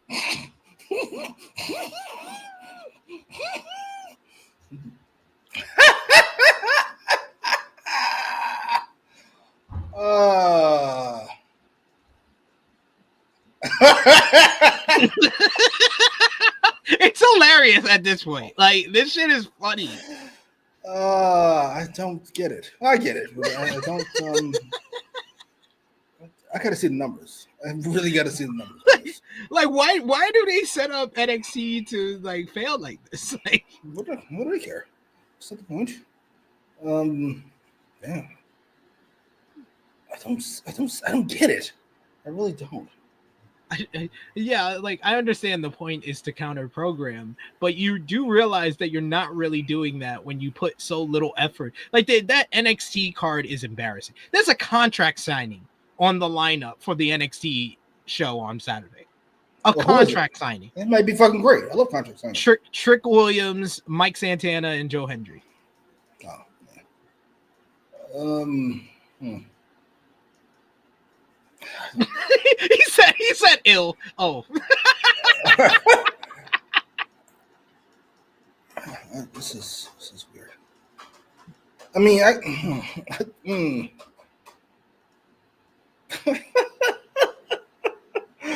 I don't get it. It's like so little effort into. Yeah. Okay. Good. Big those. Thank you. It worked the last time they counterprogrammed. But when was that, and what did it do? I could be out the loop. Every time I hear this, it feels like a waste of time. Maybe it's not. I'm curious. When was that? And yeah, when did it work? The last time was Battleground. That didn't work. AEW got all the news coming out of that, and the buy rate was good for AEW Double or Nothing, and they did a good house. How did that down? work out for them? I'm curious. It was down from the year prior, but that's everything. I'm saying everything's down. Yeah, that's everything. That has nothing to do with the counter programming. He says, I just remember AEW's pay-per-views, Google Trends metrics was lower than last year. So we're doing it off Google Trends now? Oh, I love that. Now we're hitting on Google Trends? No, but I'm just saying it went from let's hurt their ticket sales, let's hurt their buy rates to now Google Trends is what we're going out of. That's a W? That's what we even know. I'm just asking, is that what they consider a W now? But how would we know if they hurt the fucking buy rates if the buy rates already down? Maybe they did hurt the buy rates. We just don't know because the buy rates always look ass compared to the year before. No, the buy rates, go down year over year. I mean, last year was a big up year for them, so it had to go down from there. Yeah, that's what I'm saying. So if it went down, we don't know how much it went down because it just went down because that's what they do, or because they did something. My point is, if they fucking did do something, like, so what? I don't get it. I don't get what that is accomplishing. It's not like Tony Khan needs the money. I don't get it. No, I just don't. It's weird. It's like having like real kind of programming. You're just throwing an NXT thing or an Evolution thing out there and just fucking like, here, we have to do something, except you don't. If you're gonna do something, do something. Fucking put fucking like halftime heat to like fucking Cody and Punk randomly in the fucking show in August. Yeah, Forbidden Door. You're gonna do something, do it. I don't get it. Oh. Heat wave. Well, but they're just making people less interested in NXT all at the same time. Really? People watch NXT. I mean, to be fair, yeah, that's also true. But like the Great American Bash is just so low effort. They're doing Blake Monroe and Jordan Grace versus JC Jane and Fallon Henley as the second biggest match on the show. I thought you said they were gonna do fucking Jordan Grace versus Blake Monroe. I'm like, holy shit! What are you talking about? That's fantastic. No, it's them teaming up to face Fatal Influence. They're doing Yoshihiki Inamura challenging Obafemi for the NXT Championship as the main event.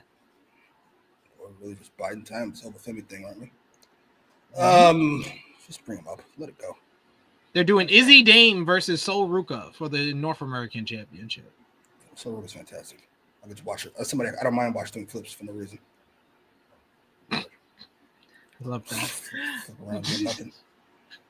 Javon Evans versus Jasper Troy, and I think the biggest match as far as name value, as far as if they're trying to counter program something, is Ricky Saints versus Ethan Page again in a Falls Count Anywhere match. They both shouldn't be here anymore. Yeah, I don't love that card. The card feels very slightly bigger version of NXT regular show. Sorry. A lot of people tell me that Shawn Michaels is better than Triple H as a booker. No, I don't know what you guys are watching. I'm sorry. No, they're both pretty bad. They're both equally bad. No, I'm saying if you think Triple H is bad, then Shawn Michaels is just as bad. Well, read the card again and then say that with a fucking straight face. Okay, you might be right. You might be right with that card. But it's not like Saturday night's main event is that much effort. It's big names, but not a lot of matches people are like going out of their way to like want to see or getting hyped over. The Goldberg retirement feels so lesser than what it could have been. I'm not gonna, you know what? I'm not gonna do this, Joe. I don't want to shit on Goldberg. He gets shit on enough.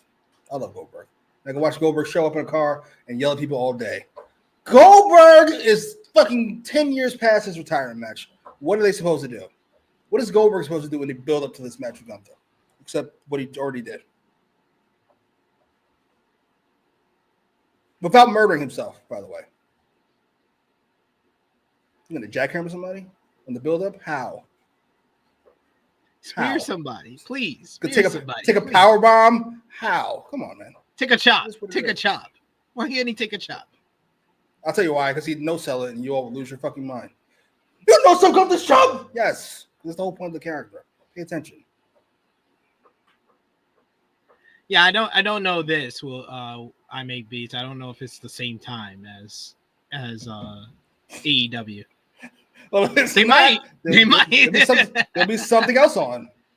It's the whole fucking point. I don't get it. It's so weird. It's like they're like, oh, they doing it at this time? Okay, we gonna do it at that time too. Another fucking Saturday nights, whatever the fuck. Whatever. I mean, to be fair, I'm not gonna watch either of the shows, so I don't keep that much of a fuck with. So, I mean, to be fair, Forbidden Door is my least favorite AEW review every year. I'm pretty consistent with them. This is true because I refuse. This is true. You never like Forbidden Door. You hate it, actually.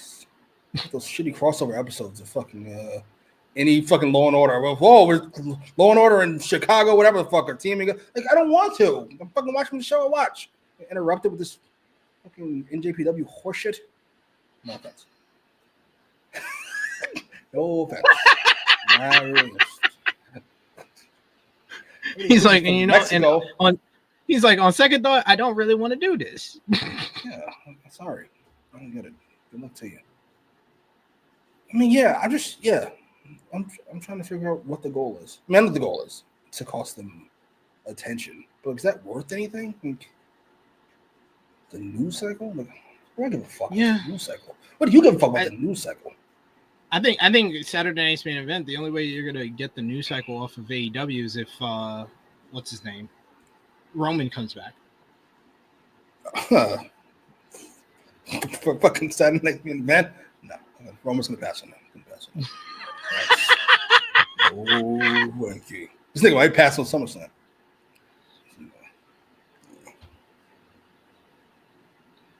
Yeah.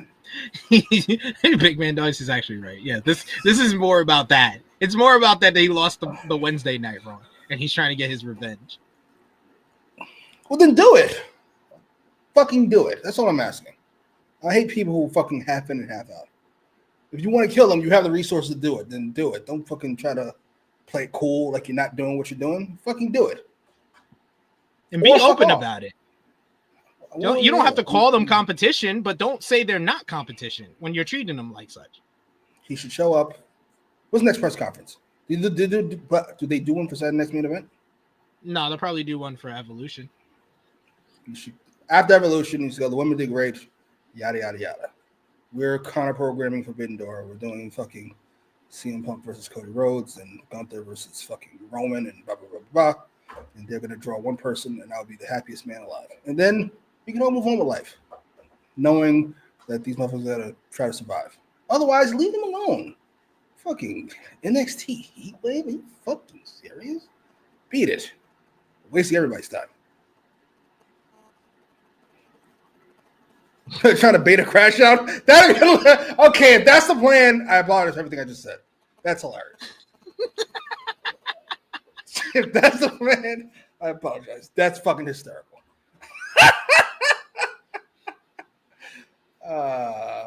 No, Tony's good. He's not with the shits anymore. Yeah, he's almost not. as if- He's like trying not. He's trying like he's actually like ignoring all of this. Yes, his behavior has stabilized. It's interesting. Right after, you know what? We won't get into that.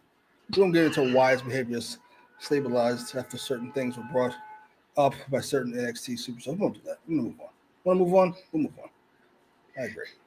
He's off the crack. Okay, I know what you're trying to say. I'm not saying I don't, we don't know. We don't know anything. I'm just saying his behavior has improved significantly since then. Who knows? Next up, we had Tekla going up against Ty Mello, Queen Aminata, and Megan Bayne. Megan Bayne came I don't out believe you. with- Another I don't believe you. Look at his fucking face. I'm crazy. Megan Bayne came out with Penelope Ford. Ty Mello came out with Anna Jay. The winner of this matchup would get the number 2 spot in the women's casino gauntlet match at All In Texas. Chris Statlander is seated ringside watching who will join her to kick off the gauntlet. The bell sounded and Bayne immediately hit a big boot on Tekla, who responded with a slap to the face only to be sent outside. Bayne was low bridged by Mello, who met her with a somersault senton off the apron. Tekla leaped off the top rope with a crossbody onto the pile, and then Aminata followed up with a somersault dive to stand tall, and then she slammed Tekla into the barricade. Back from break, this was supposed to be a Casadora cutter by Aminata and Mello on Tekla, but Mello missed her mark and things got kind of awkward here. Once Bayne returned, she got things back on track with a series of corner splashes and sit-out slams on Aminata for 2, broke up by Tekla hitting a punk kick right to the head of Megan Bayne. Tekla then tried a Revolution DDT, but Bayne held on and did the deal with a Falcon Arrow for a 2 count. Mello and Aminata started taking turns ping-ponging Bayne with strikes before being sent over the top rope with a double clothesline. Tekla ate a pump kick by Mello. Bayne flew in with a clothesline as Tekla tried a lung blower off the second rope. Bayne caught her and launched Tekla over the top rope onto Mello and Aminata. The crowd loudly popped for Bayne at that point, as then she hit a tope suicida onto the other women. Bayne threw Mello back inside as she no-sold a jawbreaker. Mello lit her up with kicks and then hit the tie KO, but Bayne rolled out of the ring. Mello then somehow didn't see Tekla standing right in the middle of the ring as she ate a forearm, allowing Tekla to do her spider pose and then the spear, but Aminata broke up the cover.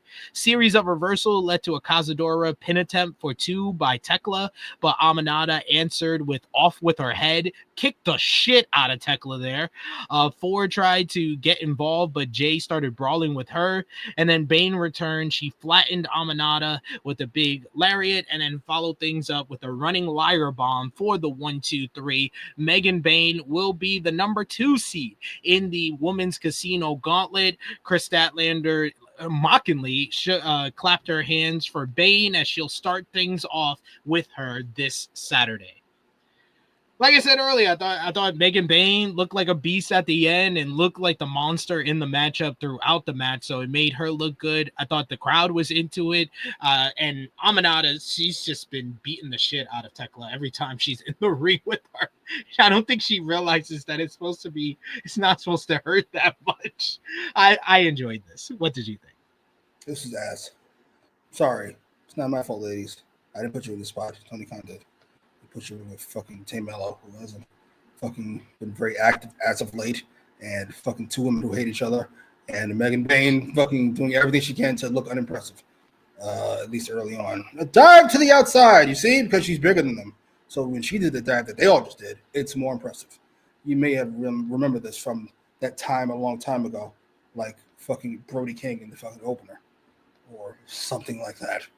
Good Lord. I was going to say we need less agents on the show. It turns out we need more, because it's clearly the same guy with the same fucking ideas over and over again. I hated every single bit of this, including this outside the finish. Bayne hitting the finisher, and then after she's the pin, fucking shoving Aminata off of her is fucking fantastic, and the only believable thing that fucking happened in this fucking match. I am sorry. It's not my fault.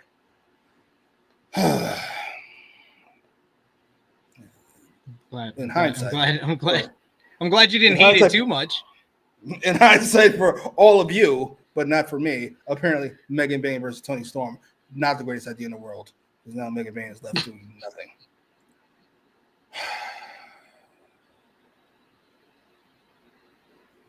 Goddamn shame. She still is my favorite Julia match. I love that fucking match. I bring it up every time I actually get a chance. I love that fucking match. You do. But, you do always bring it up. Unimpressed with the rest of this. Good Lord. Big Man Dolly says he didn't like this either, so he's in agreement with you. We got Annika who says all I know is that Athena better win. We got King Patate who says, well, Bane is a goddess, so she's supposed to shower in the fans' admiration of her holiness. We also got Big English? Man Dolly who says Bane does not know how to work heel, which is very funny. Kevin Nash has got a point. I forgot who was talking. Oh, Raquel. Like, why are you wrestling so small? Isn't the whole point that you are gigantic? Yes. Never say, oh, Kevin Nash, telling you how to work. How to work is bigger than everybody else. Fucking certainly. That's the fucking point. Lord. Dive to the outside. Then fucking Amon almost breaks her fucking neck doing whatever that was. Half a fucking somersault. Good Lord. Yeah. She almost did break her. She fell right on her head. Has she done it before? She looks so uncomfortable. Yeah, I've seen her done it. I've seen her do it before. Look better than that, but yeah. What was she aiming for? Good Lord. Oh, I don't want to hate this so much. I do. Dion says, I noticed something things about Megan Bayne. One, she has a frozen face. She doesn't make any facial expressions. Two, she reminds me of Charlotte Flair. Just pay attention, her mannerisms and the way she moves. You know what? These are not unfair comparisons. But I think the frozen face is the point. And I feel like 2 is just an offshoot of number 1. No disrespect. Yeah, it's not great. But listen, that's the character that she wants to have. So she's a goddess. And therefore, she makes no faces. Stoic. We call this stoicness. Yeah. Except when she gets upset, that she starts yelling. Which you would think is part of the character, but no, it feels like she forgot her character. She's just in the moment. Let me more of that and less of whatever this horse shit is. So you can keep the outfit. Fanta Girl says, I like this women's 4-way match. Beautiful insight. Thank you. Excalibur at the commentary table mentions the recent flooding in Texas and the victims are in their thoughts during this tough time. And then we go backstage to Renee Paquette, who is with Tekla, saying that she's looked impressive since joining All Elite Wrestling. Well, even though she was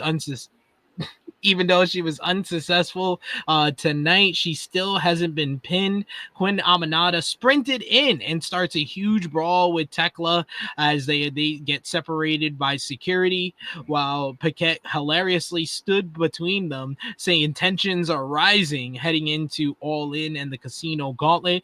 And then we got probably the second best thing on this show. Mark Briscoe runs it. And he cuts this hilarious promo where he's fired up and he just rambles. He's like, MJF, I knew you were going to say something stupid. And you say something about my brother that was going to die. And I'm going to swear to God, I'm going to kill MJF's ass at All In, you curly-haired son of a bitch. La, la, la, la, la,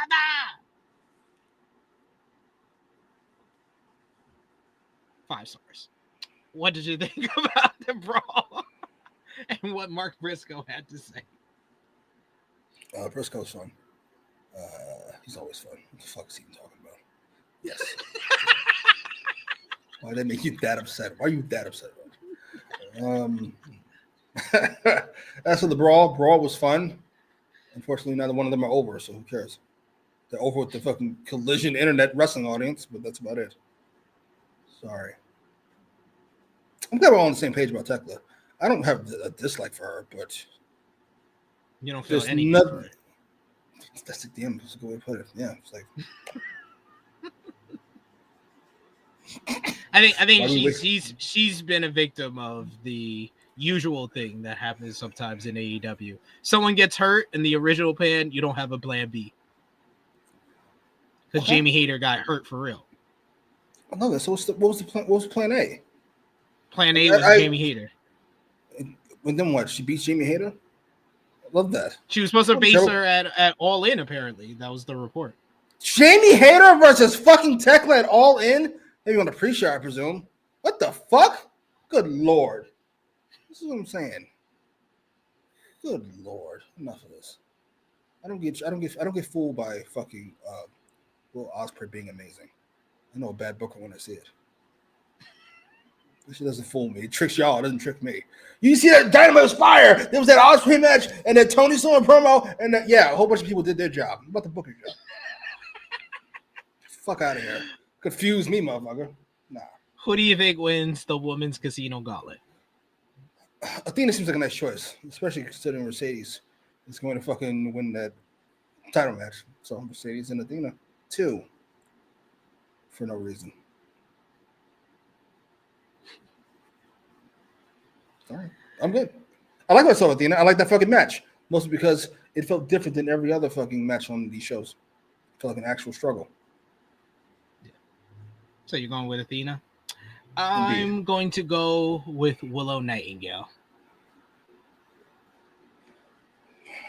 Keep hope alive. There you go. The Willow train will not stop here. I'm going for Willow. Then we got the AEW Trios champion, Samoa Joe, going one-on-one with Wheeler Yuta. We get a haircut chance for Yuta, who was almost booed out of the building during his entrance. Yuta wanted to test his strength for some odd reason. To no surprise, he failed horribly. Yuta went to the top rope. Joe was about to do his walk-off spot, but Yuta had it scouted and landed on his feet and then faked an injury. He then raked his eyes, sent Joe outside. He tried for a slingshot dive, and Joe accidentally walked off and did the spot. And Yuta crashed to the floor. That was a great sequence there. When things returned, Yuta raked Joe's eyes on a muscle buster attempt. He then hits a missile drop kick and a dive to the outside. Quickly back inside, Yuta connected with a flying elbow, but Joe kicked out at 1. Yuta hit a spitting arm breaker out of the corner and sank in a Kimura, but Joe just got to his feet. Manhattan drop, big boot, senton combo. He then snapped off a power slam for 2. Yuta pulled the ref Bryce in front of him and got an eye poke, and then tried the skin the cat German suplex, but instead got an O'Connor roll for 2, which Joe easily kicked free of. And then Yuta landed right into the Kakina clutch and tapped out as soon as he was in it. Joe quickly dispatching of Yuta here. Well, I know not as quick as probably some of us wish, but it was funny. It was this match was solid, but it was hilarious overall because Yuta got little to no offense, and all of his offense was mostly eye rakes and submission attempts, which Joe easily got free of. But post-match, we get Gabe Kidd, who returned to AEW. He attacks Joe from behind, hitting him in the side of the head with the AEW World Trios Championship. He puts the boots to Joe with Yuta before Powerhouse Hobbs and Katsuyori Shibata sprinted out to make the save as Kidd and Yuta escaped through the crowd. It was revealed by Fightful Select that Gabe Kidd will be the 3rd member of the Death Riders challenging the Opps for the AEW World Trios Championships at AEW All In Texas this Saturday. Who do you think wins, and what did you think about this match? Who cares? Match was too long. That's what I think about it. Cut it in half. How long was it? 10 minutes? Cut it in half. 8.5. And then cut it in half again. Good Lord. Yeah, you thought it was funny. I thought it was funny for like a minute. Then it was 7 minutes or 7.5 minutes. That's enough. Wrap this shit up. As far as the pay-per-view cares. Who cares? The Opps win. I'm you guys, I'm over it. I can't trust you guys for anything. Ever. You guys told me Tekla was amazing. She certainly is not. You guys told me Gabe Kidd was amazing. He is not. You guys can't be trusted with. You guys can't be trusted with anything. They let Kenny Omega trick y'all. You're a hater. You're like, damn, look at you see that match he had with Kenny Omega? Really? He had a great match. He had a fantastic match with Yota Tsuji as well. He's had several great matches this year. Sure. He had a great match with Hiroshi Tanahashi just last week. Put a star on it. 4 stars. Not great. Let's move on. I gave it to you. Go ahead. How is that not great? Everything 4 and higher is great. 4 is an 80. 4 out of 5 is an 80%. Come home bragging about no 80 on the test. Get the fuck out of my face. So that's very good. Very good. No, that's good. Very good. It's like 85. Great is like a 90. 95. Now we're getting to fucking fantastic and terrific and tremendous and stupendous. All these goofy ass words. Great for no 80. So I got an 8 out of 10. Great. What? Yeah. My kid is aiming for the bottom. Good Lord. Man, I hope you never have kids. You don't know about positive affirmation. You just never heard of it. Hey, that'd be nice. You be nice? You don't know what nice is. What are you talking about? Nice. Listen, hey man. Push your kids, ladies and gentlemen. They can take more than you think. Okay. God damn, I gotta write that down somewhere. Yes. Push your kids. They can take more than you think. That is either a beautiful statement or a creepy one, depending on who's saying it. This is creepy. You have problems, sir. Like, I just want to let you know. As someone who has kids, I would never ask you to babysit. Why? So it would make them do things that they're supposed to do? Like clean your fucking room? I'm not gonna praise you for that drawing you just made. The elephants aren't orange, dummy. Why are you this way? I just want to ask you, like, who hurt you as a kid? Nobody hurt me as a kid. I'm glad. I hope not. Because this is worrying. This is sometimes worrying. Whenever I have to talk to you about these things. That's the issue. I don't treat children like they're some fucking dumber version of adults. I treat them like they're adults. That's how you like to view it? Okay. Yeah. Why would I treat you any differently than I treat an adult? You're about the same intelligence as most adults I've met. You have an excuse. You're a child. Fucking 20 and 30-year-old idiots I deal with every day. What do you want from me? This is sad. I feel like you were in love. You have kids. That's why you're on the softer side. And this is exactly why I'm on the suffer side. Yes, you are correct. Why? Because kids deserve some type of positive affirmation in life. No, they deserve some positive attention, where I can say I love you and I want you to do well. I don't see you doing that. I'm not going to tell you that your 80 is great. It isn't. It is good. It's a good score. You're way too proud about this. I'll say it in my head. Out loud, I would say, you can do better. Good job. You can do better. Good job. You can do better. Maybe instead of playing with your fucking tablet, you can actually study. Instead of worrying about what the fuck SpongeBob is doing. Why are you this way? I just have to ask. This is why I always have to ask you this same question. Why are you this way? I'm here to help. This is helping? I'm trying to help the parents of the world. Where if you listen, stop thinking of your kids as fragile. I know before when they were tiny, you had to hold their head like this so they fucking wouldn't break their neck. They're past that age now. Jimmy's acting like his parents don't do that. Great. Then what are we arguing about? If they do that, then I'm right. What's the argument? There's no argument. Great. That way, great. I'm just worried. I'm just worried about my friend and his future. Chilling with Jason's life advice with Jimmy. We got Power Drive finishes. Jimmy is acting like if parents don't do that. Also, Jimmy will say anything and not give a F. Yes, this is very true. It's not about not giving up, but it's for your betterment. It's for your betterment. That's actually something. If I tell the kid you did a good job, good Lord. This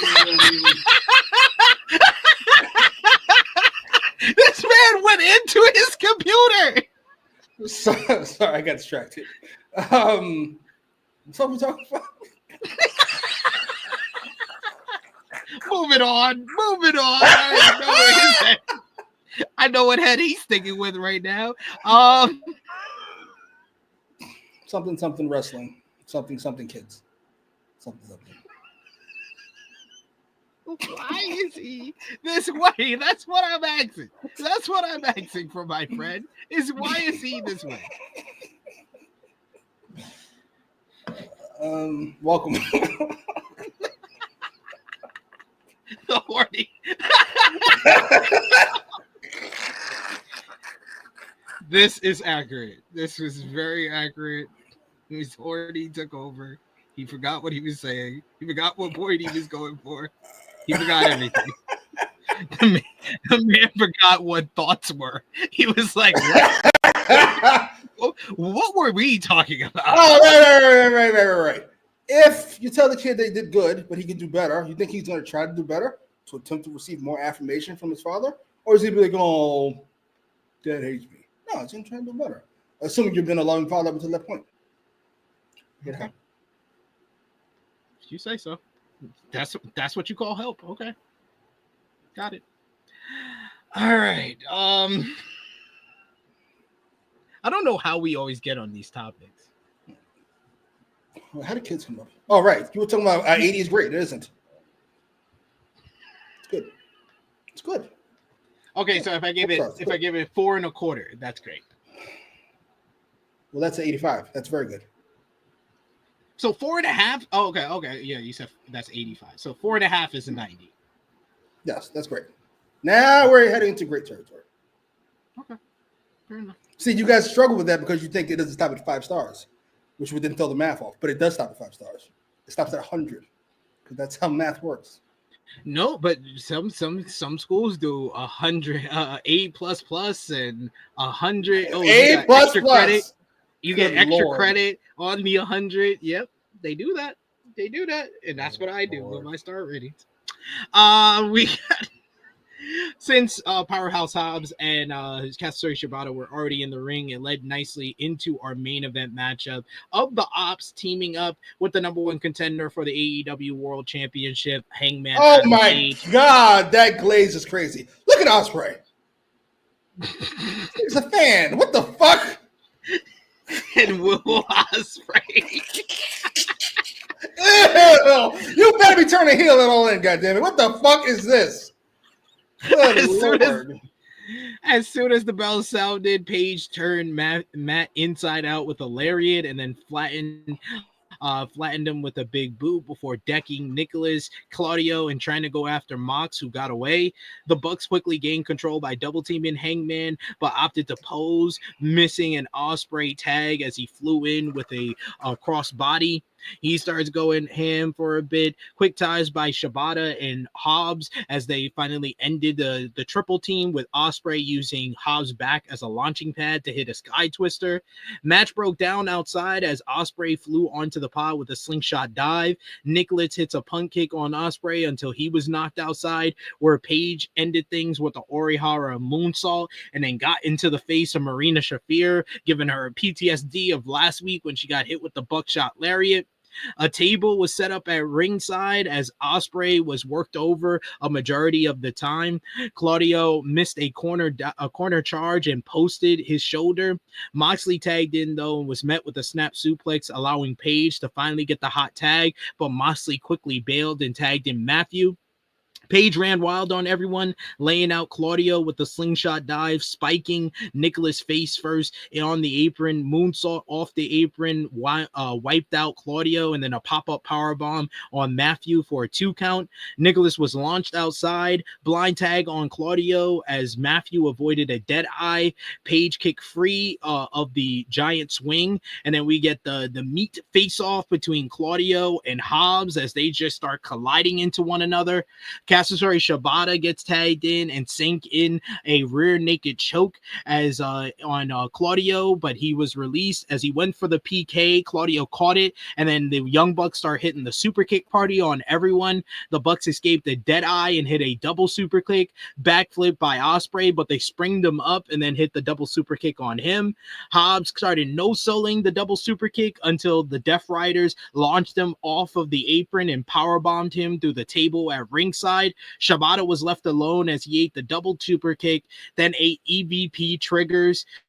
Claudio hits the neutralizer, and then they finish things off with Moxley applying the bulldog choke on Shibata, and they quickly got the referee stoppage submission victory for the heels here.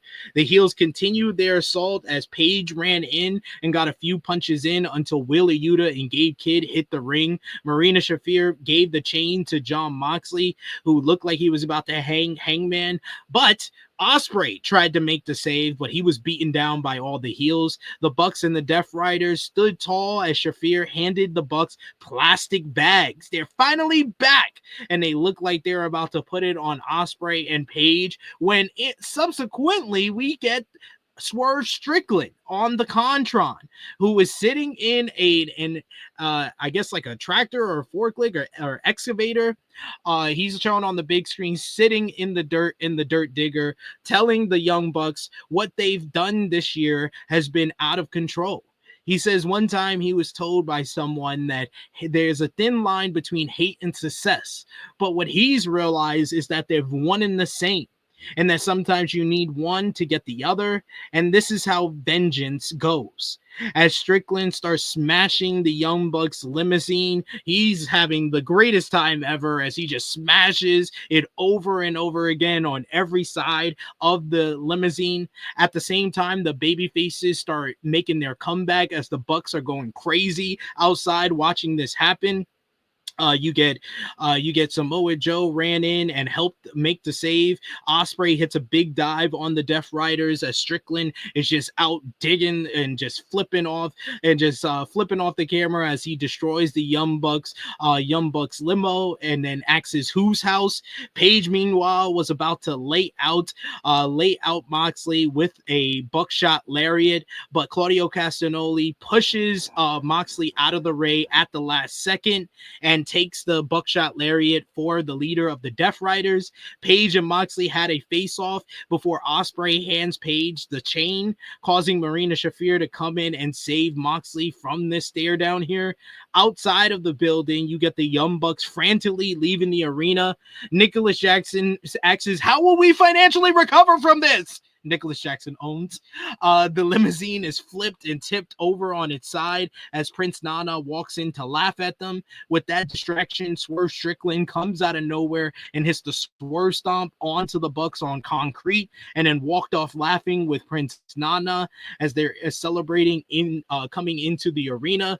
Meanwhile, the babyfaces have taken control of the ring as the Death Riders escape through the crowd, and they hype up. They give the final hype for All In Texas, the Texas Death Match. Will Ospreay and Swerve Strickland versus the Young Bucks. Hangman versus Moxley as Swerve and Ospreay celebrate in the entranceway, and Hangman stares down at Swerve and is completely distracted by his hatred instead of focusing on Moxley. What did you think about the main event matchup of Hangman, Ospreay, and the Opps versus the Death Riders and the Young Bucks, and the post-match angle heading into All In Texas? The match was fine. It's like a lesser version of what we saw last week. The Bucks versus who? Last week? Bucks and Takeshita versus Paragon and Bandito. That was a fucking fantastic match. This wasn't that. I thought this was fun. Is that different than fine? Yes. Fun it's a level up from fine. Level up from fine. Post match was, I don't know if fun is the way to describe it. It was interesting. At least I appreciate the effort. It was chaotic. Certainly fucking was that. I never liked the breaking of, not kayfabe, what's the word I'm looking for? The breaking of common sense, we'll say. Why do we need to stop fucking people up because Swerve is doing something on the Titantron? I don't know. We should probably just keep fucking people up. What does this have to do with us? He's not going to drive that in here, is he? Great. Then there's not much we need to worry about. Instead, we're going to stop, and the babyfaces take over. And, of course, here we are. It was fine. It is what it is. This is... I mean, Hangman said till the end, which... I mean, who knows? Who knows what could happen? Whatever. Oh, Jack Harris TV tapings? That's interesting. Well, who knows? Oh boy. Yeah, well, we'll see. Who said that? Who said that? That's I it. didn't see it. It's here somewhere. Oh, Big Man Dog says Jack Perry has been backstage at some recent TV taping. AEW At taping. All In, by the way. All In, where he fucking set this company back 2 years. But whatever. I can definitely see him coming back. Ironically, and doing the same thing in a completely different way. Absolutely. helping Moxley retain. Yes, setting the company back. It's fucking that'd be nice. Hulk Hogan of TNA is Shaq Perry to AEW. Just over and over again, making sure we go no place. Good job. Right? Like, what are we doing? Why aren't we still killing people? Why would this stop? Oh man, yeah. I mean, the ending was just like, oh man. I hope you're just a misdirect. I hope this is just a misdirect to make us believe that he's gonna do this.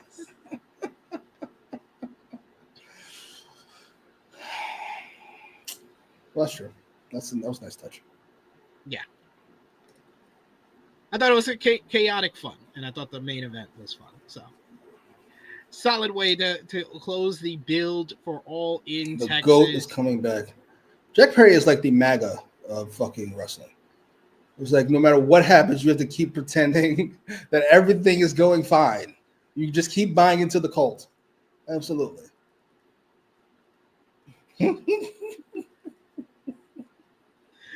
We got another super chat donation here from Dion Jenkins. Thank you so much, Dion, for the support. Listen up, you prick.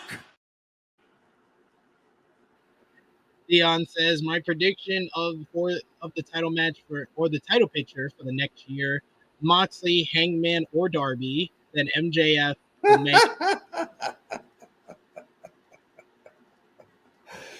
whatever you say, sir. Moxley, Darby, MJF. I don't know about the rest of it. And then Ospreay next year in Wembley. Sure. The jack-offs. Oh shit! Why didn't I think of that? God damn it. Yeah, that's a Jeremy Lambert special. He calls everybody that's fans of Jack Perry jack-offs, but he means it in an affectionate way. Oh, he shouldn't. If you're a Jack Perry fan, you are a fucking idiot. No disrespect.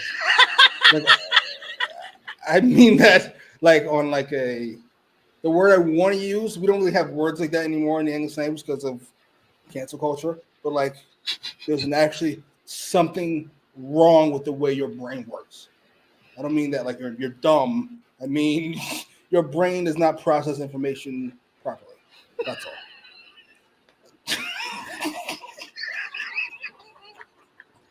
Why are you this way?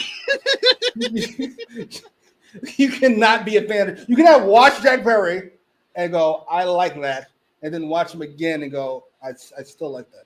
You don't. You can't. It's impossible. No disrespect. All right, so let's finish this off before you offend any more people. Moxley and Hangman, who you got? Moxley. Sorry, you're just staying on this. You don't care. You don't care that this is the worst possible thing that could happen to this company right now. Oh, it's a heinous idea. Let me say something. I'm glad we can agree on something. It's a heinous idea.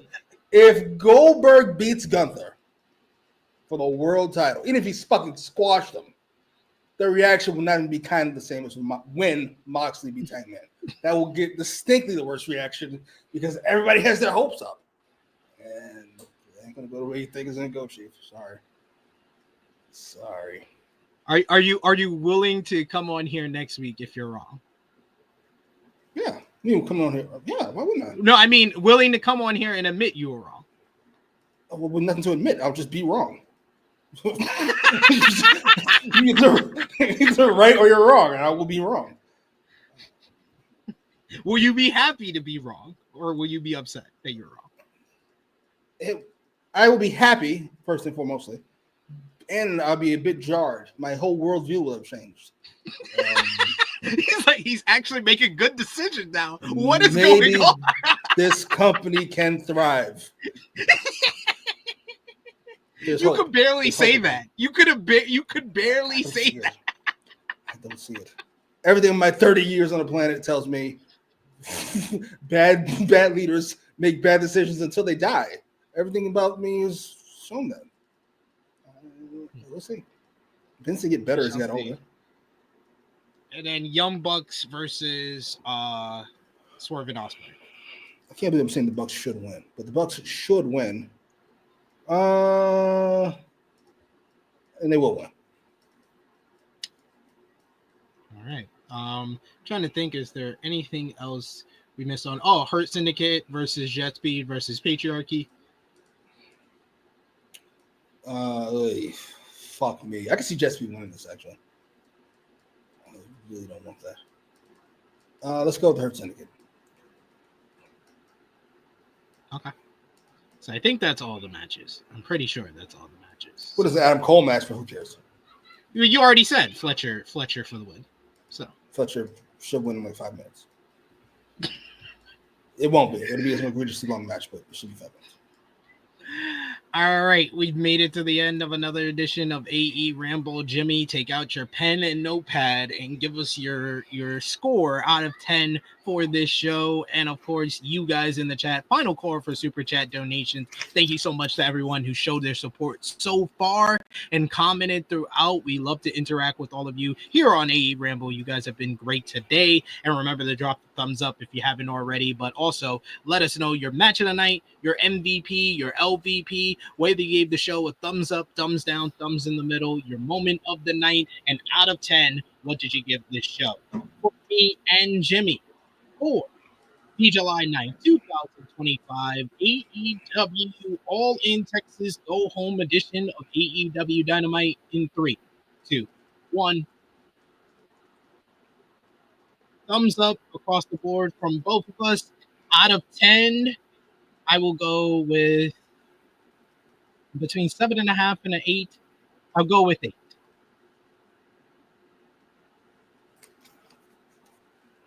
Yeah. 7. 7 out of 10. I'm always between 0.5 to 1 point higher than you. It's either or. So seems about right this week. What was your match of the night, Jimmy?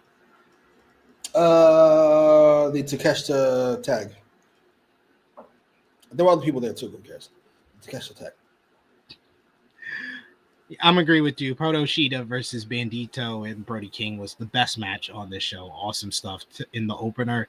MVP for the show, Jimmy. Boy. I'm going to go. Oh, fuck. I forgot about Toni Storm. You know what? I'm going with Toni Storm. I was thinking with the MJF. I thought Toni Storm was better.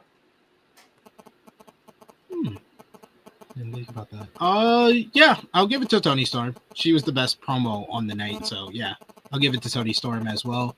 LVP for the show, I will give it to probably, as far as like in-ring work, the worst person was Ty Mello. So yeah, I'll give it to Ty. Very good point. You know what? I don't want to give it to the women. They already get fucked enough on the show as it is. I'm going to give it to Blake Christian for doing all those flips and still being a bore somehow. Instead of being like boring fireworks. You're boring fireworks. So, And moment of the night, I'll give it to the closing angle. No, I'll give it to the Omega Okada video package. What do you give it to? I think it gets disqualified from the coughing the blood spot. I was like, oh my God. Is he near death? Put a bullet in that thing. Let's move on. The moment of the night? Jesus. Let's go with MJF and his Southerner impression. Also fair. All right, we've made it to the end of our AEW a Dynamite review, AEWramble. If you like Jimmy's predictions for AEW All In Texas, we got a whole preview with some more predictions for All In Texas tomorrow. So join us live here for All In Week continuing, as we'll have Friday with AEW All In Texas preview. It will be myself, Maggie, and Jay News breaking down the card and giving our predictions for the big show this Saturday. We'll have a watch party on Saturday, but before that, we got the True Heel Heat flagship podcast, THH 337, and then late in the night, we got Saturday night's main event with a watch party for that as well, and then we'll finish off All In Texas coverage with our AEW All In Texas review on Sunday, as well as a watch party for WWE Evolution, and then finish off the week on Monday with a review of WWE Saturday night's main event and Evolution at 2:05 p.m. Eastern time. So join us for all of that as we celebrate All In Week. But thank you so much to Jimmy for joining me today for AEWramble. Jimmy, let everybody know where they can follow you on social media and when they'll see you again. You know what? Follow me on Twitter at Jimmy Macram. I think I'm going to be expounding the virtues of Luther Reigns, why he should have been a star, why it's the actual biggest fumble of that era. I think so. Like, I really like Luther Reigns. Nobody even understands how good Luther Reigns was. In the ring? No. Who cares? Fuck with that nonsense. Man, it's hilarious. He's got the greatest voice ever. For Jimmy Macram, it is me, your True Hill Phenom SP3. Check out patreon.com/True Hill Heat, where we'll have our ROH Super Card of Honor preview dropping tomorrow morning ahead of the show. Tomorrow night, we'll be covering Super Card of Honor on the True Hill Heat flagship podcast. So join us on Saturday for Can you put that picture back up? This is outside the two champs. This is like the least impressive picture I think I've ever seen. Nobody here is going to make it. For Jimmy Macram, it is me, your True Hill Phenom SP3. This has been AEWramble, episode 206, Hate and Success, one in the same. We are signing off until next time.